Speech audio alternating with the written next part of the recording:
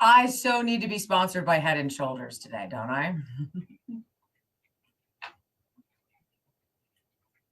I know. I'm just saying. It's that commercial where his head gets really puffy.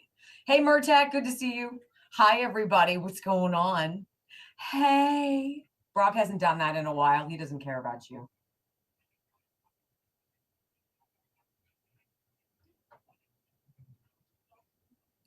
Huh?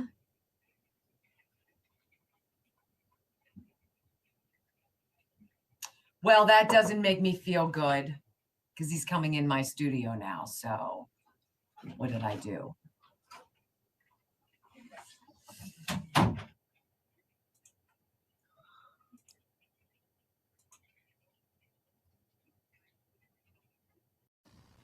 Testing 1, 2, 3, 4, 5. You couldn't hear Brock. Well, no. Got it. Hey, you got the slush man. You got the Chef Man slush ease back in April. It is awesome. Easy to set up, easy to clean. By the way, I'm so glad you brought that up, Griffin lady. So I just went to chefman.com/Wendy. Okay. Chefman.com/Wendy. They have this really badass looking coffee maker. They have an air fryer. They have the slushies thing. They've got this crazy blender. They've got a toaster. They have a panini press. All of it. And I clicked on the slushies, right? And I put in Wendy as the promo code, $75 off. I'm like, oh, did you put in for the espresso machine? Yes, I did. I really like that. $75 or 25% off. I was like, so it's very possible that because of an error or an oversight, or maybe it's purposeful, Chef Man is saying, hey, yo, come check out our store. Their stuff is phenomenal. And if you have somebody to buy for Christmas time, think about this. Chefman.com, use my name as your promo code.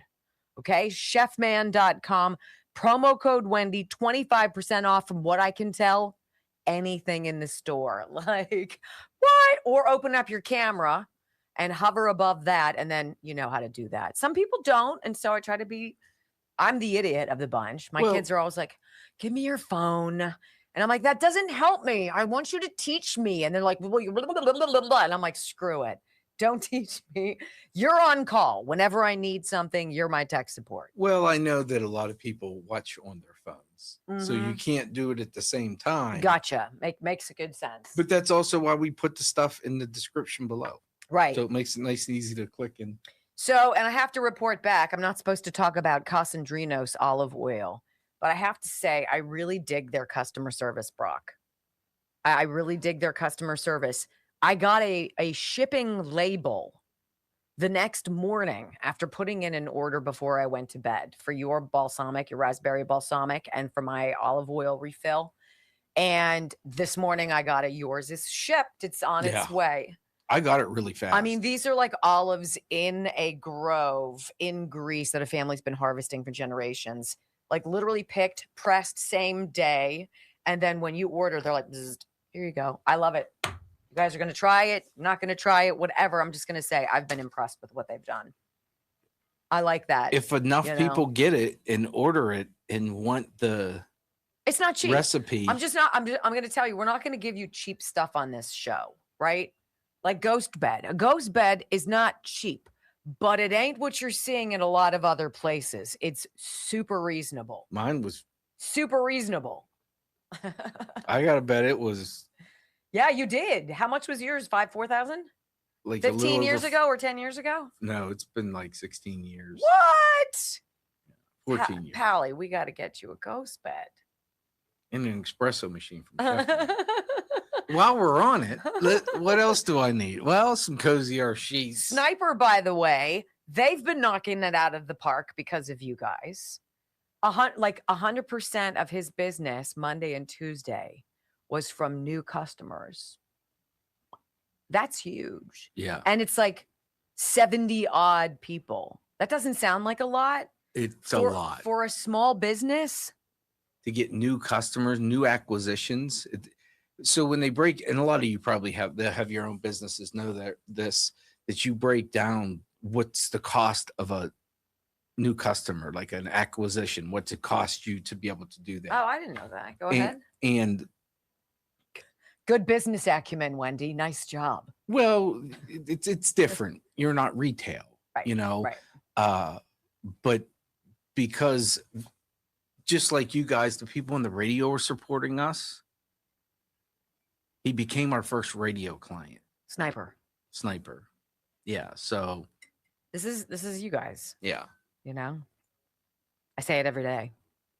And I have to say, people who cut to commercial breaks on Rumble, you're missing the best part. It's this. 5,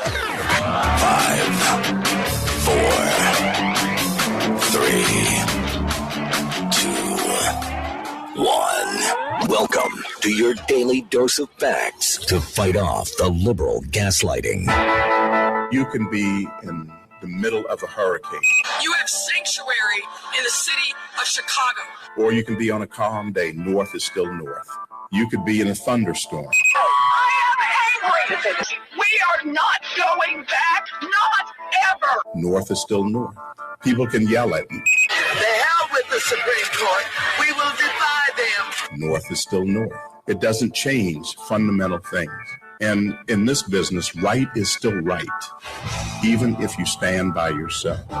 We don't get fooled again. No. Live across the fruited plain and from sea to shining sea, we are converting the Marxist left 1 hour at a time on the Wendy Bell radio program.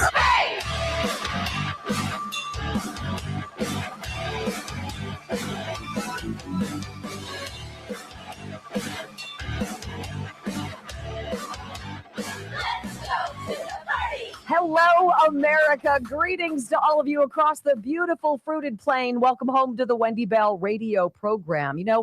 This show was born several years ago out of necessity, out of censorship, out of crazy, out of suppression, out of so much mumbo jumbo that created this program. And it was based on one very simple thing, this notion that you would tune in if I would provide to you an entertaining program that you could trust. That is what Wendy Bell Radio is all about. And I invite you, if you're new, go to wendybellradio.com. We do the whole thing live on the internet, so live streaming, and we talk to you in the commercial breaks. And it's very interesting because it was during that during the commercial breaks yesterday that the opening monologue is about to spawn. I'm so delighted you're here. Buckle up for some common sense conservatism because it's just not complicated. Welcome home. I pledge allegiance to the flag of the United States of America and to the republic for which it stands, one nation, under God, indivisible, with liberty and justice for all. Amen. The end of my summer was a whirlwind.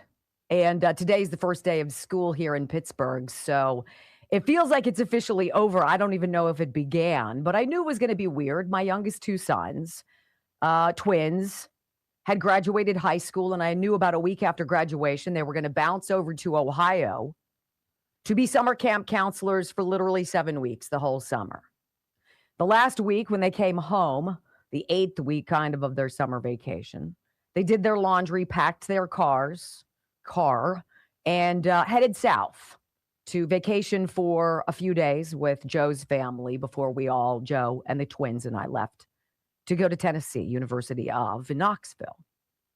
On the way, the twins were driving and Christopher had something happen to him. Again, 18-year-olds. This is the first experience with a state trooper or a sheriff's deputy, a police officer of any kind.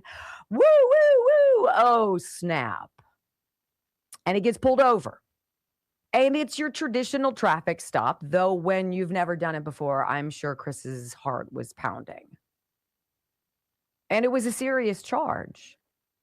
He was going 91 in a 70-mile-per-hour zone. 21 miles over the speed limit is considered reckless driving in the Commonwealth of Virginia. And his trooper or deputy guy was not going to give Chris a soft out, and he wrote him up as such. And in Virginia, that carries with it the potential of a criminal charge on your record. Not to mention all of the other stuff that happens with points and insurance.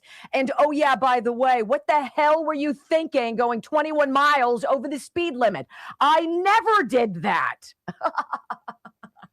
Is exactly not what I said, because my kid was chewing himself alive. He called me as he and his twin brothers switched spots, and he took the passenger seat to lick his wounds and chew on breaking the law. And he called me. Mom, this isn't just a ticket. This is a little bit more serious. I said, all right, Chris, well, we'll deal with it. Well, yesterday, after we got the ticket and we looked at it, it said, I need to get an attorney. I need somebody to represent me and my son in the Commonwealth of Virginia. There's a court hearing. It's coming up September 9th. Oh, fudge. And so I said in the commercial break, guys, I need help. Anybody who knows anything about Virginia, Bland County, Virginia, I need a lawyer. Chris is guilty. I'm not going to say that the officer was wrong. I'm not going to question his equipment or what happened. Let's presume, and Chris admitted he was driving too quickly, though 91 was a surprise to him. We needed help. And so many of you reached out, and I'm so appreciative of that. So I contact this guy yesterday. It's a kind of it's a law firm for sure, but this sort of traffic incident in this particular part of Eastern Tennessee, or in Virginia rather, excuse me, he farms out to this other fellow. And he said, you know what, we're going to give your information to him. He'll call you back. Great, thank you. And he did. And he was charming. He's a good Southern boy. He called me ma'am, called me Miss Wendy. Tell me about your son. Yes, we do know this is very common in Virginia. We know it's a problem. And don't be scared, Miss Wendy. We'll be able to help you. And I was grateful because I know nothing. So he walks me through it. Well, here's what happens. This is common. It kind of feels predatory, particularly with the youngsters. But I'm going to do this. I think what I could do, heck, let me look at your ticket. And he pulls it up in the system. Well, look at that. I know the officer who pulled over your son. Do you now? You know what I'm going to do, Miss Wendy? Just hang on for a second. I'm just going to dial him up and call him. See if maybe we can work out a deal and he'll drop this reckless down to a mechanical problem, you know, missing headlight, something like that. Let's see. So he calls him in. Ring. Hello? Hey, Bubba. Hey, how's your pop? Oh, good to hear it. Well, look, the reason why I'm calling is I've got this kid, good student going to college, right? Never had a problem. This guy's corn-fed. He's 6'5". His mama loves him. He's the 4th out of 5 sons for this woman. I mean, that's crazy, isn't it? This is what I'm thinking. Maybe we can knock this down. My boy's going to take a driving class, right? Prove he understands seriousness of what's going on. But if you'd agree to do blah, blah, blah, and yada, yada, I'd be most grateful. Well, says Bubba, I bet we can do that. All right, then. You take care. Love you, buddy. Take care now. Bye-bye. And I'm on the phone going, what the heck just happened? Well, Miss Wendy, you're in luck. My wife is a judge in that county, and I know the 3 other judges because they all trained with me. Oh, that's neat. And it just so happens that on September 9th, on Christopher's court date, I'm available to go represent him. Now, look, I do have a fee. It's $1,500, but I'll tell you what, I have a soft spot. I think it's punitive what they're doing with these kids. And I'm going to give you I'm going to say $750 to make this go away. What do you say, Miss Wendy? Now, if it's too much, I get it. You can go to court and you can work on this, and that's fine. I'll do whatever I can to help you. But if you want it to go away. And out comes my credit card. Now, look. I cannot help but feel that because Virginia, am I mistaken, Brock, does not have income tax? Is that right? Is this an income tax-free state? I don't know if it is or not, but it's definitely shady. Well, there is a tax issue, obviously, and this is a big money maker. Now, am I alleging that this lawyer is somehow doing something illegal. I'm not saying that. I'm just saying it's certainly weird how the system is used by people in law and justice, isn't it? So I wonder, what does the sheriff get who pulled over Chris? I know the lawyer gets $750 for doing about an hour's worth of work. I'm sure whatever traffic school Chris has to go to, it's online now. You guys remember when you had to do it? Yeah, I did too. That sucked. That's going to cost something, $250 in court fees, plus $77 on top of it, because we can. And we'll call it an even grand. Understand, Chris? This one time I will split this with you. 500 comes out of your savings account. Message heard. But it's hard to be in a weird position, right? My son admits he did wrong. He needs to pay a price, for sure. But I just feel kind of dirty all over. This lawyer was fantastic. He knew how to sell it. He had all the right moves. He knew I was a mom. He knew I loved my son. He knew I didn't know how to get it to go away. And he knew that he did. Did he take advantage? Probably. Absolutely. This is the system in which we live. And whether it's fair or it's not, it feels dirty. And that sucks. If you break the law or something happens, yes, you should be penalized. But the system shouldn't be weaponized as it might be. Do I know if he was going 91 in a 70? I don't. He doesn't think he did, but he knows he was speeding. Ladies and gentlemen, at the end of the day, I'm glad my son and his twin got to their destination alive, and that my boys now understand on the road, I expect them to behave a certain way. It's tough being a mom, isn't it? Tough to be a parent. Tough to taste lawfare, kind of. A little bitter on the tongue. Yeah. When we come back on the Wendy Bell radio program, hey, I got another personal story. This one I'm going to rip off from my cardiologist husband. This is crazy.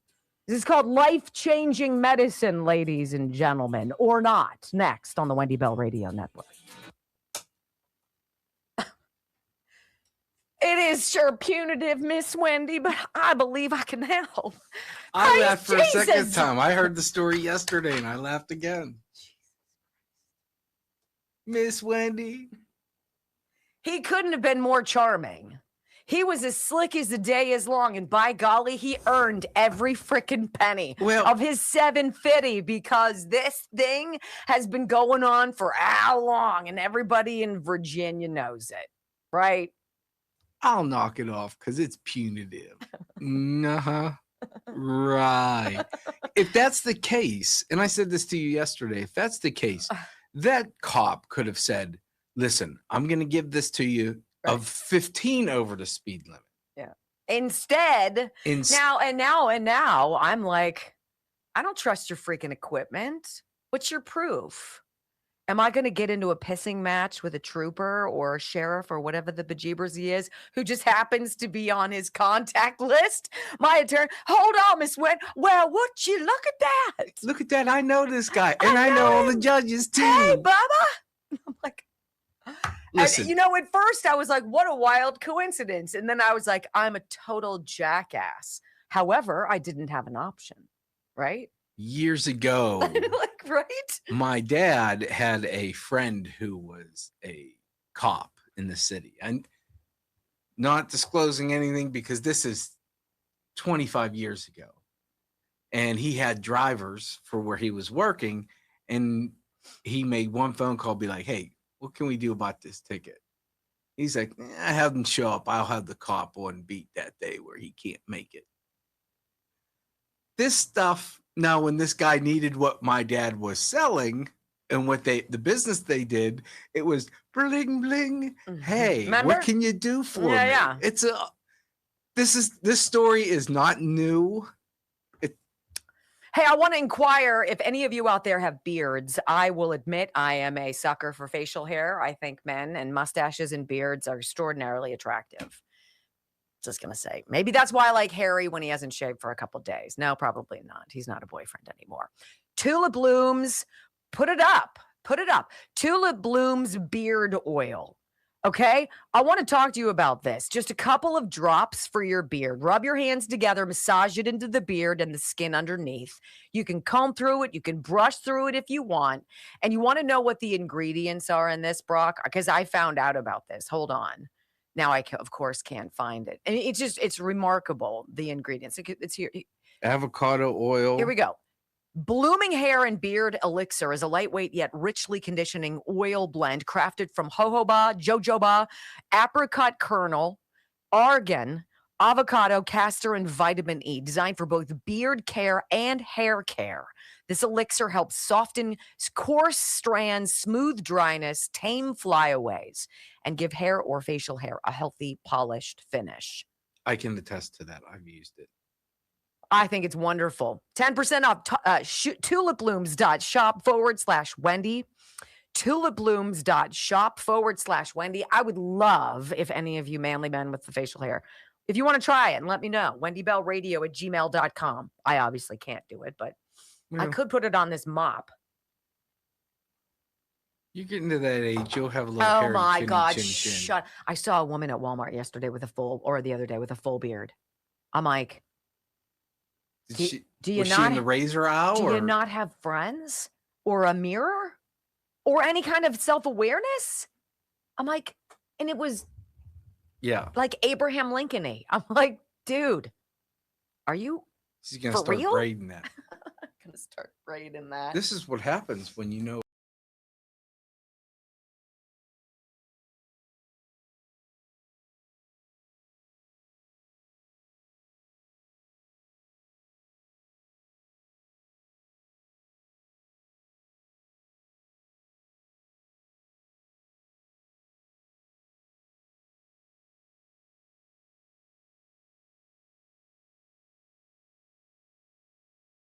Writing thing going on.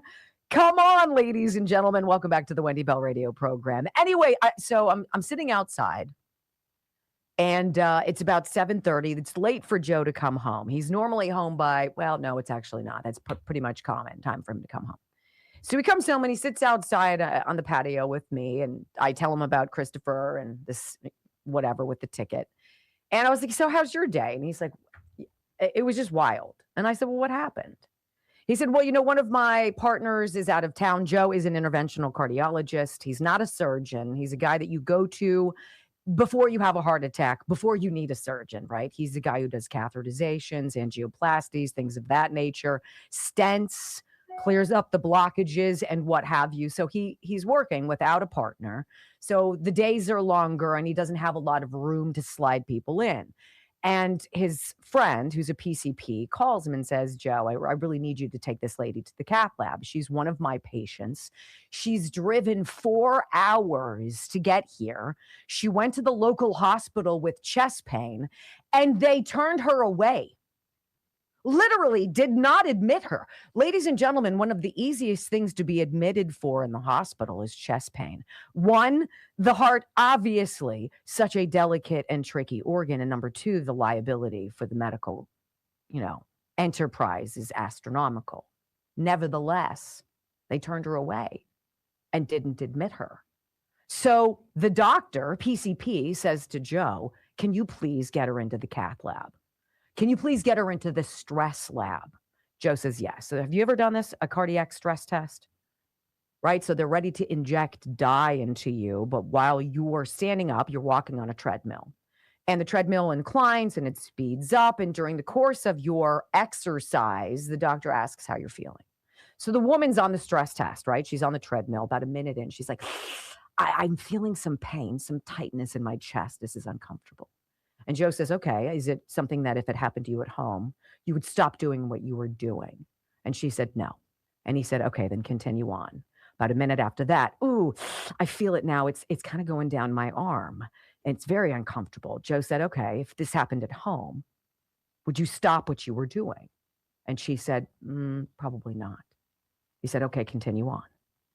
3rd minute in, she's like, I can't do this anymore. There is crushing pain. It feels like my heart is pushing through my back. I'm in so much discomfort. He says, get off the treadmill, onto the table. They do the dye. They look at the images, and she's got a like 99.8% occlusion of her LAD.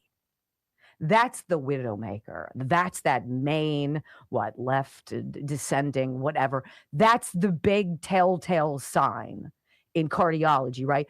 It's not working. There's no blood going through. Joe's like, I need you to stay here. She needs a cath. She needs immediate medical attention, right? They need to go in, and they need to go usually through the radial artery, Joe does, and he'll feed the wire up through the chest into the arteries and whatnot around the heart, find the blockage, deploy the balloon, the stent. It goes, the plaque or what have you breaks up, and the flow of blood pushes it out and resumes. Joe couldn't do that, right? He didn't have the room to do that. He had to get away from what he was doing, call all of these various people, find another doctor who he trusted in the network to do it for him, right? He's not going to make any money, if you will, on this particular patient. He did, however, save her life. Within an hour, she was in the cath lab. Within an hour after that, right? Peace of mind. You want your doctor to do that. You don't want your doctor to be like, well, I'm sorry, but I'm not going to get a cut out of any of this, right? I'll get some nominal whatever for the stress test, but that's not why you go into medicine. To Joe, everybody is a puzzle. Everyone is a map, and everyone's map is different. And when he discovers that part on your map that is causing you so much trouble and could, in fact, kill you, isn't it his imperative, his oath, to take care of you first and foremost, regardless if you're his? Yes. My husband told me that story last night. I wish everyone could have heard that story tonight, because that is what America is starving for. We're in pain. We know the symptoms.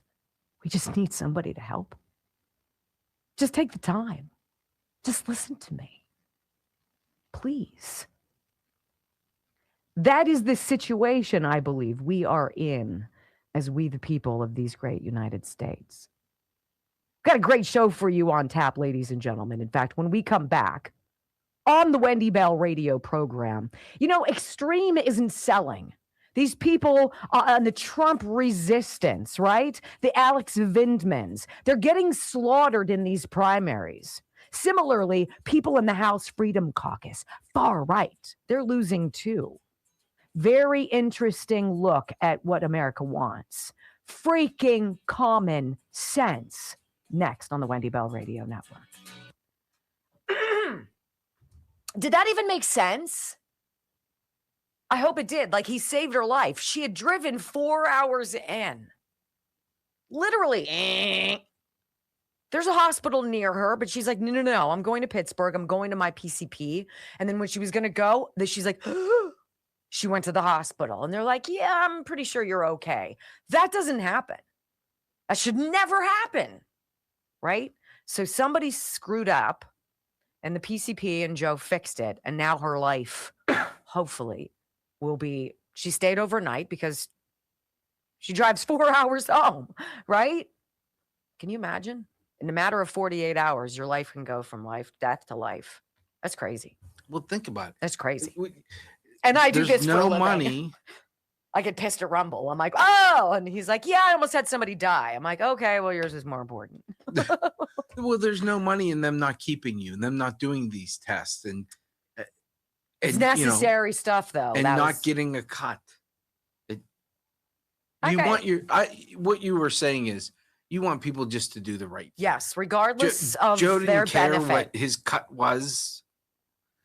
He's just like, this needs done. This needs done now, period. That's what you want from 100%. anyone. This is That's what you want. That's what we voted for in November of Think 24. about it. That's what you want from your vet. That's what you want if you're a radio station, for the radio show to say, hey, sorry, what can we do to make it? How can we help you? You just want, America is starving for customer service. Huh? That's Get rid it. of your damn phone tree and put a human being in to answer the goddamn phone. Right. Excuse my language. Yon Wayne. I had Joe take care of me. I wouldn't be here. If he hadn't had Joe take care of him? Yeah. Oh, that's nice. Yeah, I'm very proud of them. You know, as a family, though, we miss out on time. Cardiologists are among the first there and the last to go. And he knew that going in. He watched his dad do it, right? He knew. But sharing someone with everybody, it is what it is. I'm delighted for that woman. I'm delighted for her. 99.8% occluded. I was like, what? That's nuts. So I was telling you yesterday about this thing in our brains, and I think this is something that will connect with a lot of you. And I want to give you the site first, Nutraville, just the way it sounds, Nutraville.com/Wendy Bell. I did not know about the ridiculously important function, a very small pea-sized portion of your brain controls. It's called pineal. It's wild how small this thing is. Let me see. I'm going to give you the exact verbiage on it. The pineal gland is a small pea-sized gland deep in the brain, and it produces the melatonin that controls your sleep, the quality of your sleep. This is the central nervous system of your circadian rhythms. But over time, processed foods, plastics, things in our water supply can almost create this film on this pineal nerve or pineal gland, and it doesn't function the way it should. And that leaves you with brain fog, where you walk into a room and you're like, what the hell? Why am I here? I came in here for a reason. What the heck is it? It's very alarming. And you just kind of chalk it up. Oh my gosh, do I have Alzheimer's or something? This particular product, I think, is very interesting. It's called Pineal Guardian X, and it's a dropper. It's just a dropper. It has 11 natural ingredients like lion's mane, chlorella, boron, and it's made to help support your pineal gland along with your body's natural melatonin production and mental clarity. 2 droppers a day. That's it. It's already helped 50,000 people. It holds a 4.9 star rating from 630 plus reviews, and it's made here in the United States. Right now, you can try it. If this sounds like something that applies to you, if you sleep like crud and you're foggy, right? 41% off. Get up to 41% off plus an extra 15% discount using my link, Nutraville.com/Wendy Bell. I was trying to deliver that yesterday and got completely whacked. So I wanted to make sure I explained it to you. I think so many of these things that come up, you don't get hundreds of people to give you a 5-star review if they don't think that they've benefited from that, right? It's just that way. So I'm excited. Nutraville.com/Wendy Bell. We'll see if it helps some of you. I'm completely optimistic about stuff like that. Plus, when you look at the ingredients, it's not stuff from pharma. And if you have not followed, today is the day to follow. We are 215 away from 100,000 followers on Rumble. I'm so proud. I'm so proud. I'm so happy. 5 years to reach that. I'll take it. We have I feel like I'm fuzzy. September 7th. September 7th. Yes, that's our anniversary. But we didn't even start with Rumble on September 7th. We didn't? weren't really involved with Rumble yet. It's raining here, so I have to get a quick tan. Twitch kicked you off for telling people to drink bleach. Is that the dumbest thing? Somebody must have complained and said, she's telling people to drink bleach. I'm like, who would drink bleach? And who would suggest such a stupid ass thing? Morons. Gosh, it's almost like I have something to say about that.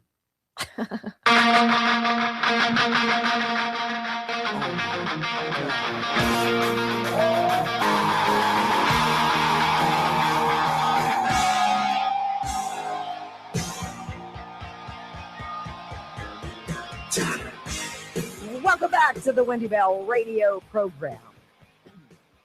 You know, I never understood what is meant when people refer to far-right extremists. Who is far right? What does that mean to you? I used to always kind of think it was like the super wacky, religious, rigid, but I really don't find too many people to be super religious, wacky people. I really don't know who these folks on the right and what their extreme beliefs are to be kind of created with a stamp. Oh, you got to stay away from the extreme right. I mean, like, I know what's on the extreme left.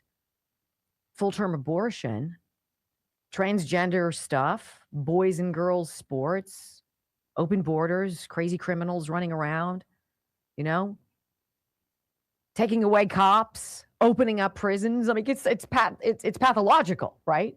I get what that side extreme is. But the conversation today is very interesting because what we're seeing going on in this primary season in the March up to the midterms in November is that voters, by and large, regardless of what camp or silo they're in, really are done with anything that sounds too extreme, right? And it's odd that Politico, of all places, which I think is super duper left, that Politico would be the one to take a relatively based look at this. And I want to start with this article, The Trump Resistance. Remember these people during Trump 1? Resist at all costs. These were the heroes. These were the darlings of the Democratic Party. Whatever it was, they needed to resist. Trump wants to lower taxes. Outrageous. Resist. Right? Trump wants to bring down the cost of prescription drugs. Fight him. Right? It makes no sense, but that was their group. Well, nobody really wants them around anymore, apparently. And this is the article from Politico. Resistance Democrats are flopping in primaries. And at this point, points directly to Alexander Vindman's Senate primary loss Tuesday in Florida. The latest stumble from a top Trump critic. That's not even fair. He's deranged. For you to go and lie about a phone call between a president and a president, Trump and Zelensky, to create this maelstrom of fake news, that's not a critic. That's someone who's diabolical and who wants to derail what the majority of America voted for. During President Donald Trump's first term, they were resistance stars. But during his second term, they couldn't survive their primaries. Alexander Vindman's Senate primary loss in Florida Tuesday is the latest stumble for Democrats who rose to prominence during the impeachment trials and the accountability protests of Trump's first term. All of it was fictitious. Hold him accountable for what? The stuff that they lied about? The fake stuff that they created, the allegations that were completely bogus, the stuff that people in the Oval Office, including a sitting president, conspired to concoct together and foist upon the man who threatened to drain the swamp. Vindman, a former National Security Council aide who testified during the 2019 House impeachment inquiry, made standing up to Trump and other forms of corruption a centerpiece of his campaign. Guy's a zero. His national profile helped haul in big money, but that wasn't enough to stave off an upset loss to Democrat socialist and whack job Angie Nixon, whose win showed the shifting politics of the Democratic base. And this is scary stuff. Vindman is a hero, but memories fade, and the focus of most folks is on the cost of living, said longtime Democratic strategist David Axelrod. Vindman is a hero. How's he a hero? For his role in a hoax? The impeachment of Donald Trump? Are you kidding me? David Axelrod? Obama's right-hand guy? Chief strategist? Oh, Vindman is a hero. You know who a hero is, ladies and gentlemen? I'm going to say it's the ICE agents in America who so far have rescued more than 150,000 trafficked illegal alien children who came into this country unaccompanied under Joe Biden. Those agents who rescued those children and took them from slavery and sexual servitude, that's heroic. Not being Alexander Vindman. The political graveyard of Trump resistance fighter campaigns is growing by the week. And this is interesting. Two of the 2021 House impeachment managers, Representatives Diana DeGette and Eric Swalwell, are among them. DeGette, I don't even know how you pronounce her name. I don't care. Lost her reelection bid to a Democratic socialist this summer, while Swalwell dropped out of the California gubernatorial primary after a string of sexual assault allegations. Dan Goldman, the lead majority counsel in the first Trump impeachment inquiry, was ousted in his primary. Harry Dunn, a Capitol police officer honored for his heroics on January 6, 2021, lost a House bid in Maryland, his second unsuccessful run. You guys, you want to know what Harry Dunn did that was heroic according to freaking Politico? He lied about everything that happened on January 6th. And they gave him some freaking New York Times best-selling book deal. Give me a break. People who can be bought by the political machine, by the deep state, by the swamp, to lie and propagate a narrative of insurrection is so wholly offensive to everybody who knows what 2020 was about and to everybody who understands January 6th, for heaven's sakes. So on the one side, I'm delighted that these people who are the resistance of suck have gotten pummeled. But you know what's also interesting? And in their defense, it's right for Politico to talk about it. The Freedom Caucus is having a brutal primary run. That's all of the people like Chip Roy. These are the factions of the Tea Party. That's what it grew into. They're also getting clobbered.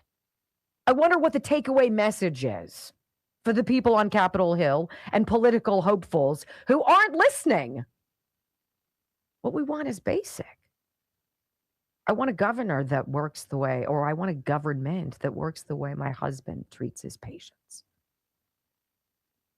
The hard-right Freedom Caucus is having a rough primary season. Candidates with backing from the caucus and its allies flopped in their own primaries from Florida to Wyoming on Tuesday, adding to a string of recent losses for the group. In Florida, Catalina Loff lost in a House GOP primary to replace Freedom Caucus member and Florida Representative Byron Donalds, despite backing from President Donald Trump, as well as a late small ad buy from the Freedom Caucus Fund and millions from other groups supporting her. Hours later, more than a dozen Wyoming Freedom Caucus candidates in the state's legislature lost to moderates.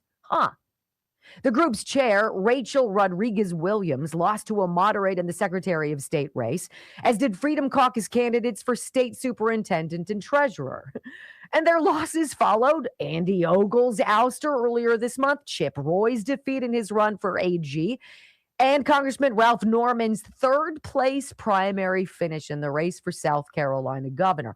All candidates who the Freedom Caucus Fund, the federal campaign apparatus of the House Freedom Caucus, spent hundreds of thousands of dollars to boost, right?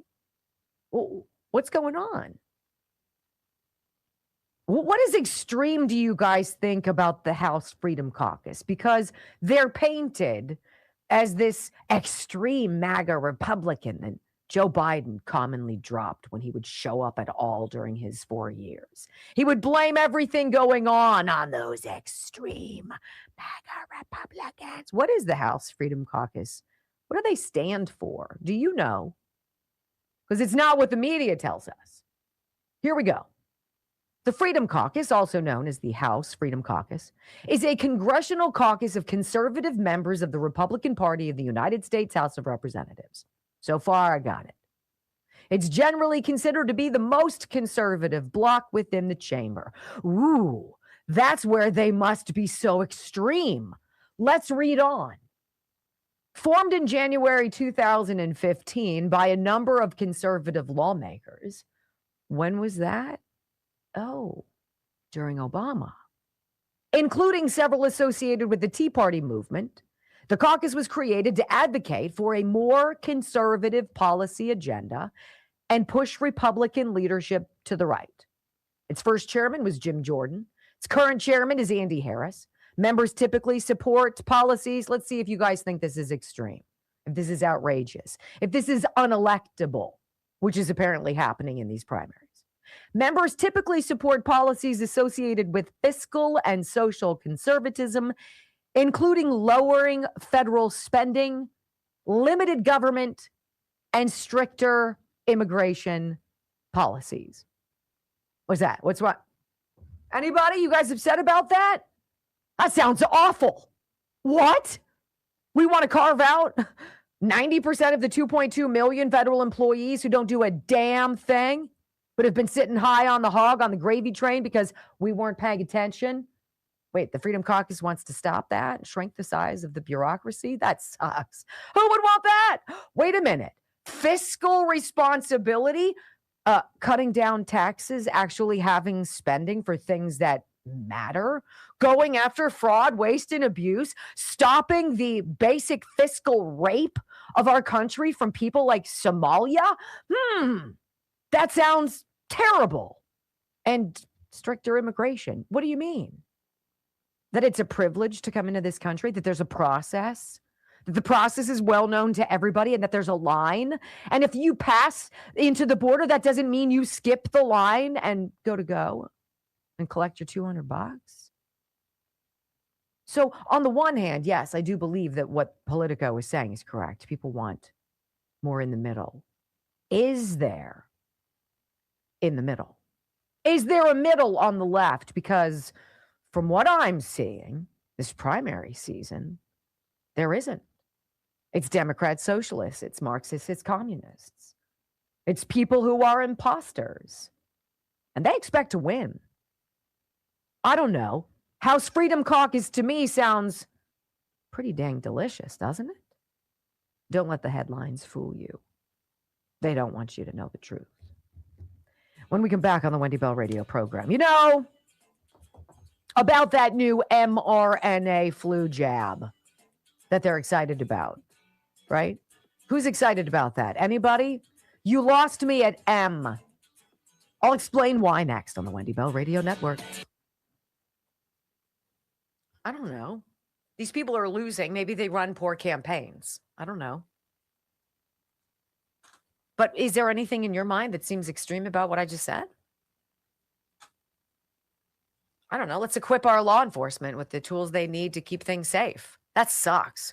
Let's go out with ICE and collect all of the people who are missing. Let's stop this human trafficking bullcrap in this country. Let's admit that the world's epicenter of the most disgusting pedophilia and a child sex trafficking is happening right here in the United States. Can we be honest about that?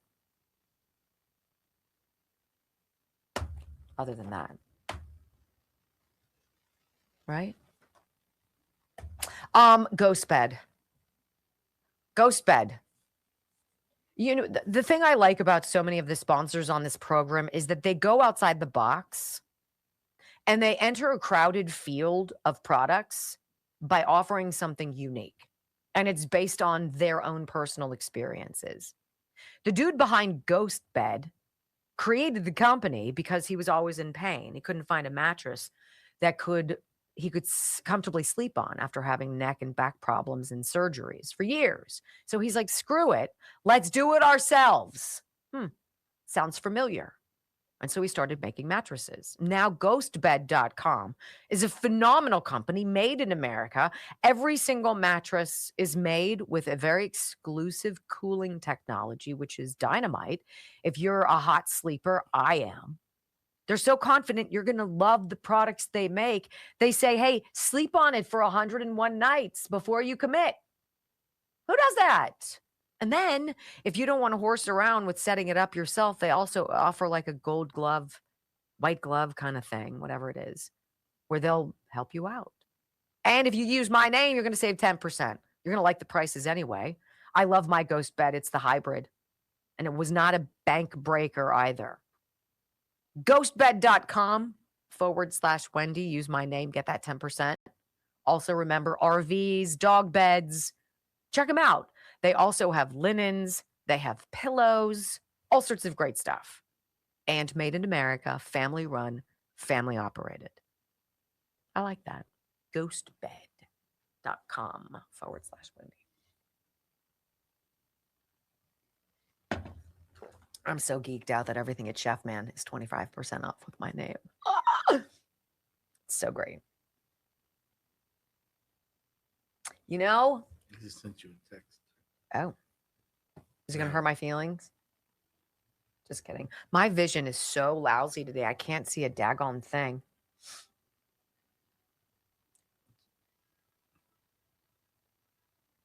Oh, snap.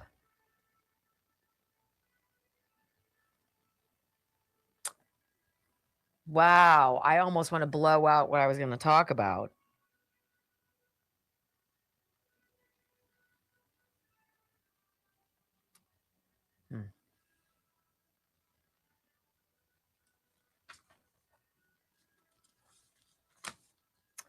Yeah, he's not going to like what comes his way.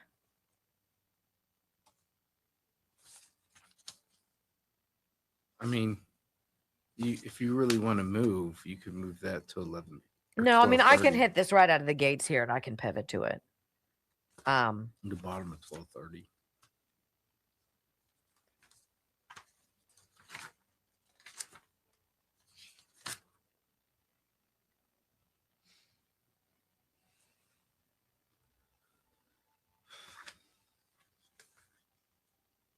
What do I do? Stick with what I have and do him later? Because I like him.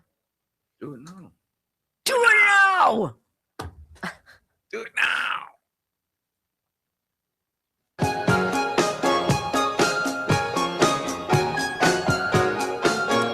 Welcome back to the Wendy Bell radio program. You know, we're going to tell you some stuff about this new mRNA flu shot the FDA is so horny for us to get. Because, you know, it sounds so enticing, that whole messenger RNA experiment they foisted upon us. Right, with COVID, that worked well. Why don't we do it again? Absolutely. Why not? Yeah, no. Nicholas Holscher, the epidemiologist with Dr. Peter McCullough, goes through what the clinical data is on that. And it's poor, ladies and gentlemen. It is super poor. I'm going to read something to you. We directly reanalyzed the FDA's own data used to approve Mflusiva, that's what it's called, and found an extreme risk-benefit profile that is impossible to justify. Like, why isn't the FDA doing this? Oh, really? To prevent just one influenza hospitalization, 5,017 people had to be vaccinated at the cost of 2 excess unexplained deaths. So wait a minute. To prevent just one person from going into the hospital with flu, 5,000 people have to get a jab, and 2 of them are going to die. If I said nothing else to you, would you be like, you know what? Honey, I think that sounds reasonable. It's for the greater good, after all. You're just being, don't do your own research. No. And that's not all. To prevent just one flu hospitalization, those 5,000 people would need to get jabbed. 2 would die. 278 would experience disabling grade 3 systemic reactions. Disabling. You can't walk. You can't drive. You can't feed yourself. You can't go to your... What? 278 of those? And, oh yeah, out of the 5,017 people vaccinated, 3,798 people would experience adverse reactions. Like, frying pan to the face. Like, who, if you heard that, would be like, well, that's a risk I'm going to take. Flu can just be so difficult. Yeah, it can. It's deadly. This isn't the answer. Unexplained deaths were 2.55 times more frequent among mFlusiva recipients, while disabling grade 3 systemic reactions were 6 times more frequent than with the standard dose flu vaccine. And what does it tell you when they don't test their drug against a placebo? It's kind of like going after Derek Chauvin without convening a grand jury, right? It's kind of like, I don't know, having sex without a condom. It's kind of dangerous, kind of weird, kind of not good, right? Derek Chauvin's coming up, by the way. And yet this is what pharma is telling you and the FDA is telling you is the greatest new thing. And there's going to be all sorts of people who line up for it. But their doctor isn't going to look at this. The pharmacist doesn't care. And during COVID, they were incentivized. They were financially rewarded for the number of people they could get to get the shot. Oh, that's life-changing medicine, all right. Just not the kind you want. I want to read you this because it's really fascinating. This guy's name is Tony Lyons. He's the president of Maha Action, Make America Healthy Again, right? And he says something very interesting. For the last 50 years, we had Dr. Anthony Fauci, a man who, and there's no gentler way to say it, essentially failed his way to the top. Everything he was put in charge of, from allergies on down, actually got worse on his watch. But here's what I want you to understand. It was never just about Fauci. Fauci is the poster child. He is not the system. And the system is what we're really up against. It's a machine that was built piece by piece to help big corporations, big pharma, big ag, big food maximize their profits. Fauci was the face of it. Reminds me of my ticket with Chris, doesn't it? But the machine itself is still standing. It's still humming along, and it is very, very hard to dismantle because it was designed to protect the people who built it. Right? 85% of chronic disease is preventable. 85%.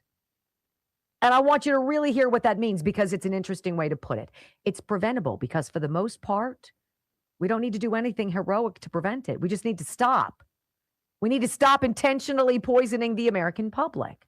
We need to stop paying scientists to study how to addict people to toxic foods that cause chronic disease, to engineer drugs that create chronic disease, to spray pesticides that cause freaking chronic disease, right? The disease isn't some mystery we haven't cracked yet. Much of it is being manufactured on purpose for profit, right? How is it that we spend 3 times what everybody else does on drugs, and yet we have the worst outcomes of like any of the top 30 industrialized nations? Well, that's where mRNA Flusiva comes in. I'm sure it's fabulous, but you might think twice. When we come back, hour number 2 of the Wendy Bell radio program is live. And did you guys realize that California has made it official, guys? They have exposing fraud in the Golden State is now against the law. Make it make sense. Next on the Wendy Bell Radio Network.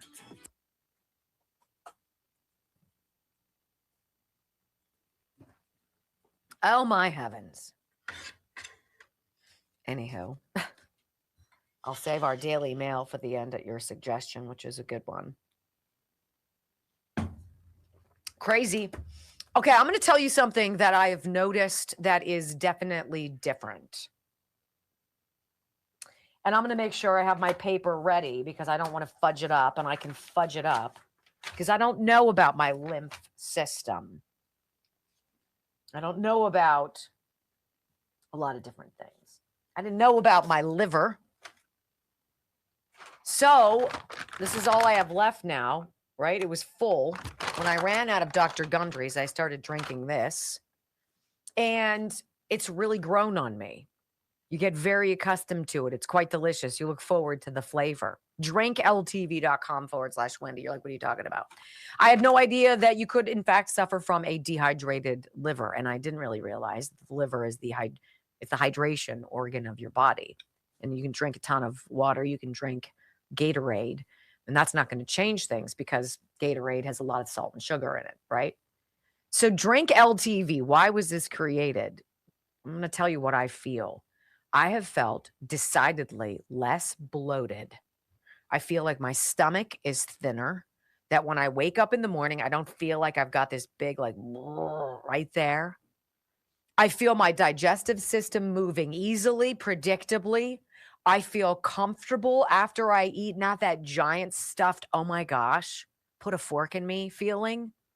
The only thing that I've changed is I've started drinking this, drinkltv.com for us. And I really started paying attention to it on Monday. Even after traveling, being out of town, you eat more, you drink a little bit more than you. I didn't have that feeling. So this is it. And the key in this is the marine electrolytes with the taurine to help your cells actually hold on to water. I'm drinking this and I feel great in here. Brock, what do I always say? You watch me. We've eaten out enough times. I never finish my meal, right? Never finish my meal. And I always, what do I say? My stomach feels giant and my pants get tight and I feel like a big slob. Like a fatty bobalatti. And I simply have not felt that in the better part of the last 2 weeks. DrinkLTV.com. Use my name and you're going to get up to 64% off. Actually, drinkltv.com/Wendy. I think it's a no-brainer. If you're ready to hydrate your liver at the cellular level and finally feel the difference in your energy, your digestion, and your waistline, that's it. It's the waistline and the digestion. I say give it a go. These products are not expensive, but their reviews are off the freaking charts. I don't think you can manufacture 10,000 reviews, right? Maybe you could. Who would do that? People who would run a speed trap ring. All right. California. Oh, California. So disappointing, isn't it? So we're going to talk about Derek Chauvin coming up. I think it's important. I think anybody who paid attention to that, and we covered it ad nauseum, right? That his move that apparently killed George Floyd was not just a rando move. It was taught, employed, and urged at the department since the 1990s. And then they memory hold that. They deleted that from the training software. Interesting. It's kind of like erasing ballots, removing voters. Who? Who's that? Brock? What? You're not very chatty today. I'm working. No, you're not. What are you doing? Texting someone? No, I'm scrolling our feed. Oh. For what? Stories. People who love me? Oh. Our feed. Okay. And I'm checking. I think we need an official countdown now. We're 212 away. Like, when do we start the countdown? Like, who? Don't everybody hold off to be number 100,000, but because we can't tell. I bet you we could get there by the end of tomorrow. Can we get 100 people to click that follow button right underneath the video box? That would be, I would say, the greatest thing ever. Imagine. Ever? I could go to Cedar Point for my anniversary and have total peace of mind. Brock can smoke cigars and yell at his neighbors. I'll be working. You will be? Yeah, we're doing a pet show. Mm-hmm. And I'll be watching the Little League World Series this weekend. No, you won't. I love the Little League World Series. Really? Yes. I didn't know that. Yeah, I love it. I love watching it. I love hearing the coaches go out and talk to these kids. Ah. Right? Because some of them are mic'd up and coaches go out and they're like, dude, you know how many kids get to do this? Like, it's a ball game. You're fine. Like, you don't, like you see so many teachable moments, and the older you get, the like, because the kids start crying and they're like, they do the right thing. One kid got hit, and the pitcher was last year, and the pitcher was distraught. Oh yeah, because it hit him in the head, and the kid got up and ran to first, but first went over to the pitcher to tell him he was okay, like to make him feel better. Yes, there's no getting out. Now he's competing, like right. I want you rattled and totally thrown off your game. At my age, I'm dumb enough that I'm like, that's the best you got, like, or I'm trying to make you feel bad because I know I'll be in your head. These kids aren't like that, like, and they just, I don't know. I enjoy it. Good. I like watching the coaches because they take it serious until it becomes the point where I need to put things in perspective for these 12-year-olds. I always said you should coach a team. Yeah, the parents don't like that kind of stuff. Why? A lot of people get suspicious of why you want to coach a team. 3, 2, 1. Wendy Bell. Inspiring solutions to save America, one show at a time. Are you ready to get on board? They believe that they can destroy this bond that exists between you and Trump if they somehow make Trump look bad, make Trump look like a reprobate, embarrass you about Trump. They can't do it because you came before Trump. Desperately want Trump gone, and I know that they desperately want it codified, that Trump cannot run again, because make no mistake, they remain scared to death of you, and they remain scared to death of Trump. Trump, 75 million, 80 million votes. And I'm going to tell you, you're not going anywhere. Even if Trump does, you're not. Which I think remains one of our big campaign strengths going forward.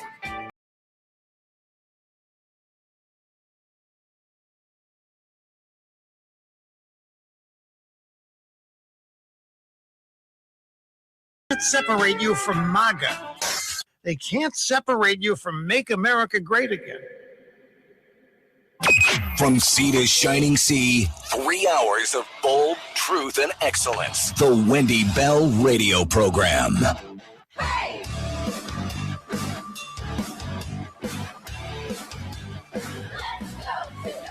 Welcome back. Hour number 2 of the Wendy Bell Radio Program is live. What do you guys think about the new time? You guys liking it? I know this is a change. We've had quite a roller coaster this last year. We've gone from 9 in the morning until noon, and now we dialed it back to 10 in the morning. And we hope to be here for a while. We're delighted to be broadcasting live all across the John Fredericks Radio Network. So if you're dialing in there, thank you and hello. I'm so happy you're here. California is where I am from. I grew up in California. I love California, the people I love. My family still in California. And if you've never had the great pleasure to go, it is just truly one of the most beautiful places you'll ever see. It really is. And such great people too.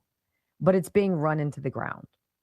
And I feel for Californians in many ways, because that's what happens when you don't take an active role in the electoral process for too long. You don't come from a state of, 39 million, whatever it is. You don't come from a monster state like that and have a dearth of participation in the electoral process and expect things to ever go in a reasonable, moderate, central, common sense way. Democrats have ruined the place. What do you have in California? You have a General Assembly, their house, right? Their lower chamber. 80 representatives, 80 assembly people. 60 are Democrats. Are you ever going to get anywhere? Are you ever going to make any progress? It's like in Allegheny County, where I live in Pittsburgh, and Brock does. We have a city council. I think it's Pittsburgh City Council. There has not been a Republican on this council for 100 years. And you're like, I wonder why the city is going to crap. I wonder why we elect socialists whose pinnacle crowning achievement is jacking your property taxes 35%. Like, really? Y'all wanted that? You dummies? I don't believe that California has been participating to the degree that California needs to participate to reclaim its state. And yesterday, what happened was just off the grid. The Stop Nick Shirley Act. The dumbest thing you've ever heard in your life, unless you're a dirtbag politician and a Democrat in California. You ready? California Democrats passed the Stop Nick Shirley Act. Journalists will be fined thousands of dollars for recording and exposing fraud inside immigration support services, right? Why ever would we want to do that? California Democrats Wednesday passed AB 2624, dubbed the Stop Nick Shirley Act by Republicans. The bill, introduced by Democrat Assemblywoman Mia Bonta, restricts the release of investigative videos exposing immigration support service providers. Isn't that weird? So when somebody like Nick Shirley looks and sees, Quality Leering Center, as he did in Minneapolis, and he pays attention because it's supposed to be a daycare provider, and he gets the records, and they're getting a buku amount of our money to provide services in this daycare, and there's never any damn kids. Yeah, you're not allowed to talk about that. Sorry. Not allowed to go and investigate, not allowed to put it online, not allowed to write about it, not allowed to talk about it, because that makes sense. So much for your First Amendment. So much for that. And isn't it interesting that this Democrat Assemblywoman Mia Bonta is married to California's radical far-left Attorney General Rob Bonta, who himself is being investigated for his own allegations of bribery, his own allegations of using campaign money for a lawyer to help him with his bribery allegations. And it's his wife who wants to put the kibosh on independent journalists who are doing the job the media long ago stopped doing. Does that all that all register with you guys? Does that compute? Right. Well, this is kind of interesting. I know Carl DeMaio. When I had my Newsmax show Common Sense on the weekends, I got to request certain guests. And so I would choose folks who were podcasters or radio hosts or what have you. And Carl is an assemblyman. He's one of the 80 representatives in the state of California. He's one of the 20 or 19 now Republicans. And he's a good talker. He knows the law. He understands what's going on. And so he put out a video yesterday. He's like, not only do they not want us to be able to go and exercise our First Amendment right, freedom of the press, to go and investigate, they stopped me in the assembly on the floor from rising in opposition of this measure. And they essentially cut off my mic. They told me to sit down and shut up. So let's trample everybody's constitutional rights, right? Audio soundbite number one, Carl DeMaio says, look, the wife of California Attorney General creating a bill that would fine citizens and journalists a minimum $4,000 for exposing and searching for potential fraud inside immigration support service providers is rich. These Democrats didn't just trample all over the citizen journalist's First Amendment rights. They trampled all over mine.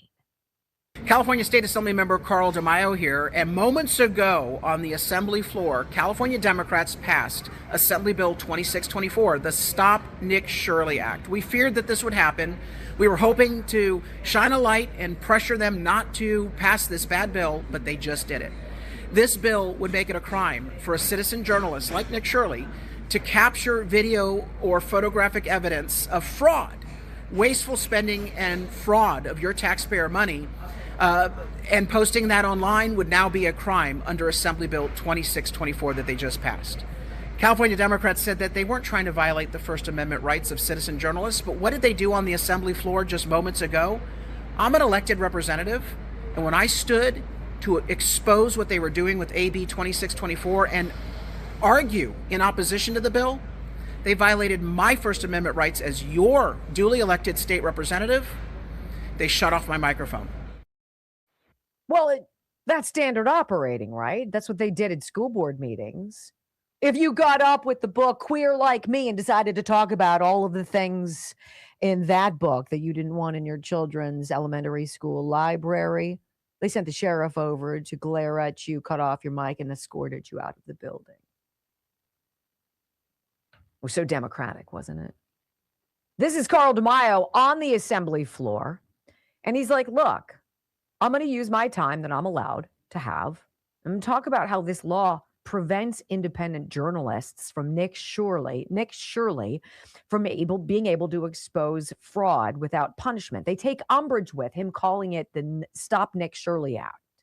And this is the juvenile, obnoxious back and forth of Democrats against Republicans in California. Listen. It limits the First Amendment rights of citizen journalists to record and post evidence of fraud. That's why we nicknamed this bill the Stop Nick Shirley Act. This bill came about in response... Excuse me, Mr. DeMaio. Mr. Schultz, state your point of order. Point of order. The member from San Diego is referring to a name of this legislation that does not accurately represent the bill up for debate on the floor today. Thank you, Mr. Schultz. Your point is well taken. That is not the name of the bill. That is not the purpose as defined by the author. You may continue, Mr. DeMaio. Before I continue with my time... Do you wish to appeal the ruling of the chair, sir? I wish to appeal the ruling of the chair on the basis... There's no way to explain it. You just appeal the ruling of the chair. Is there a second?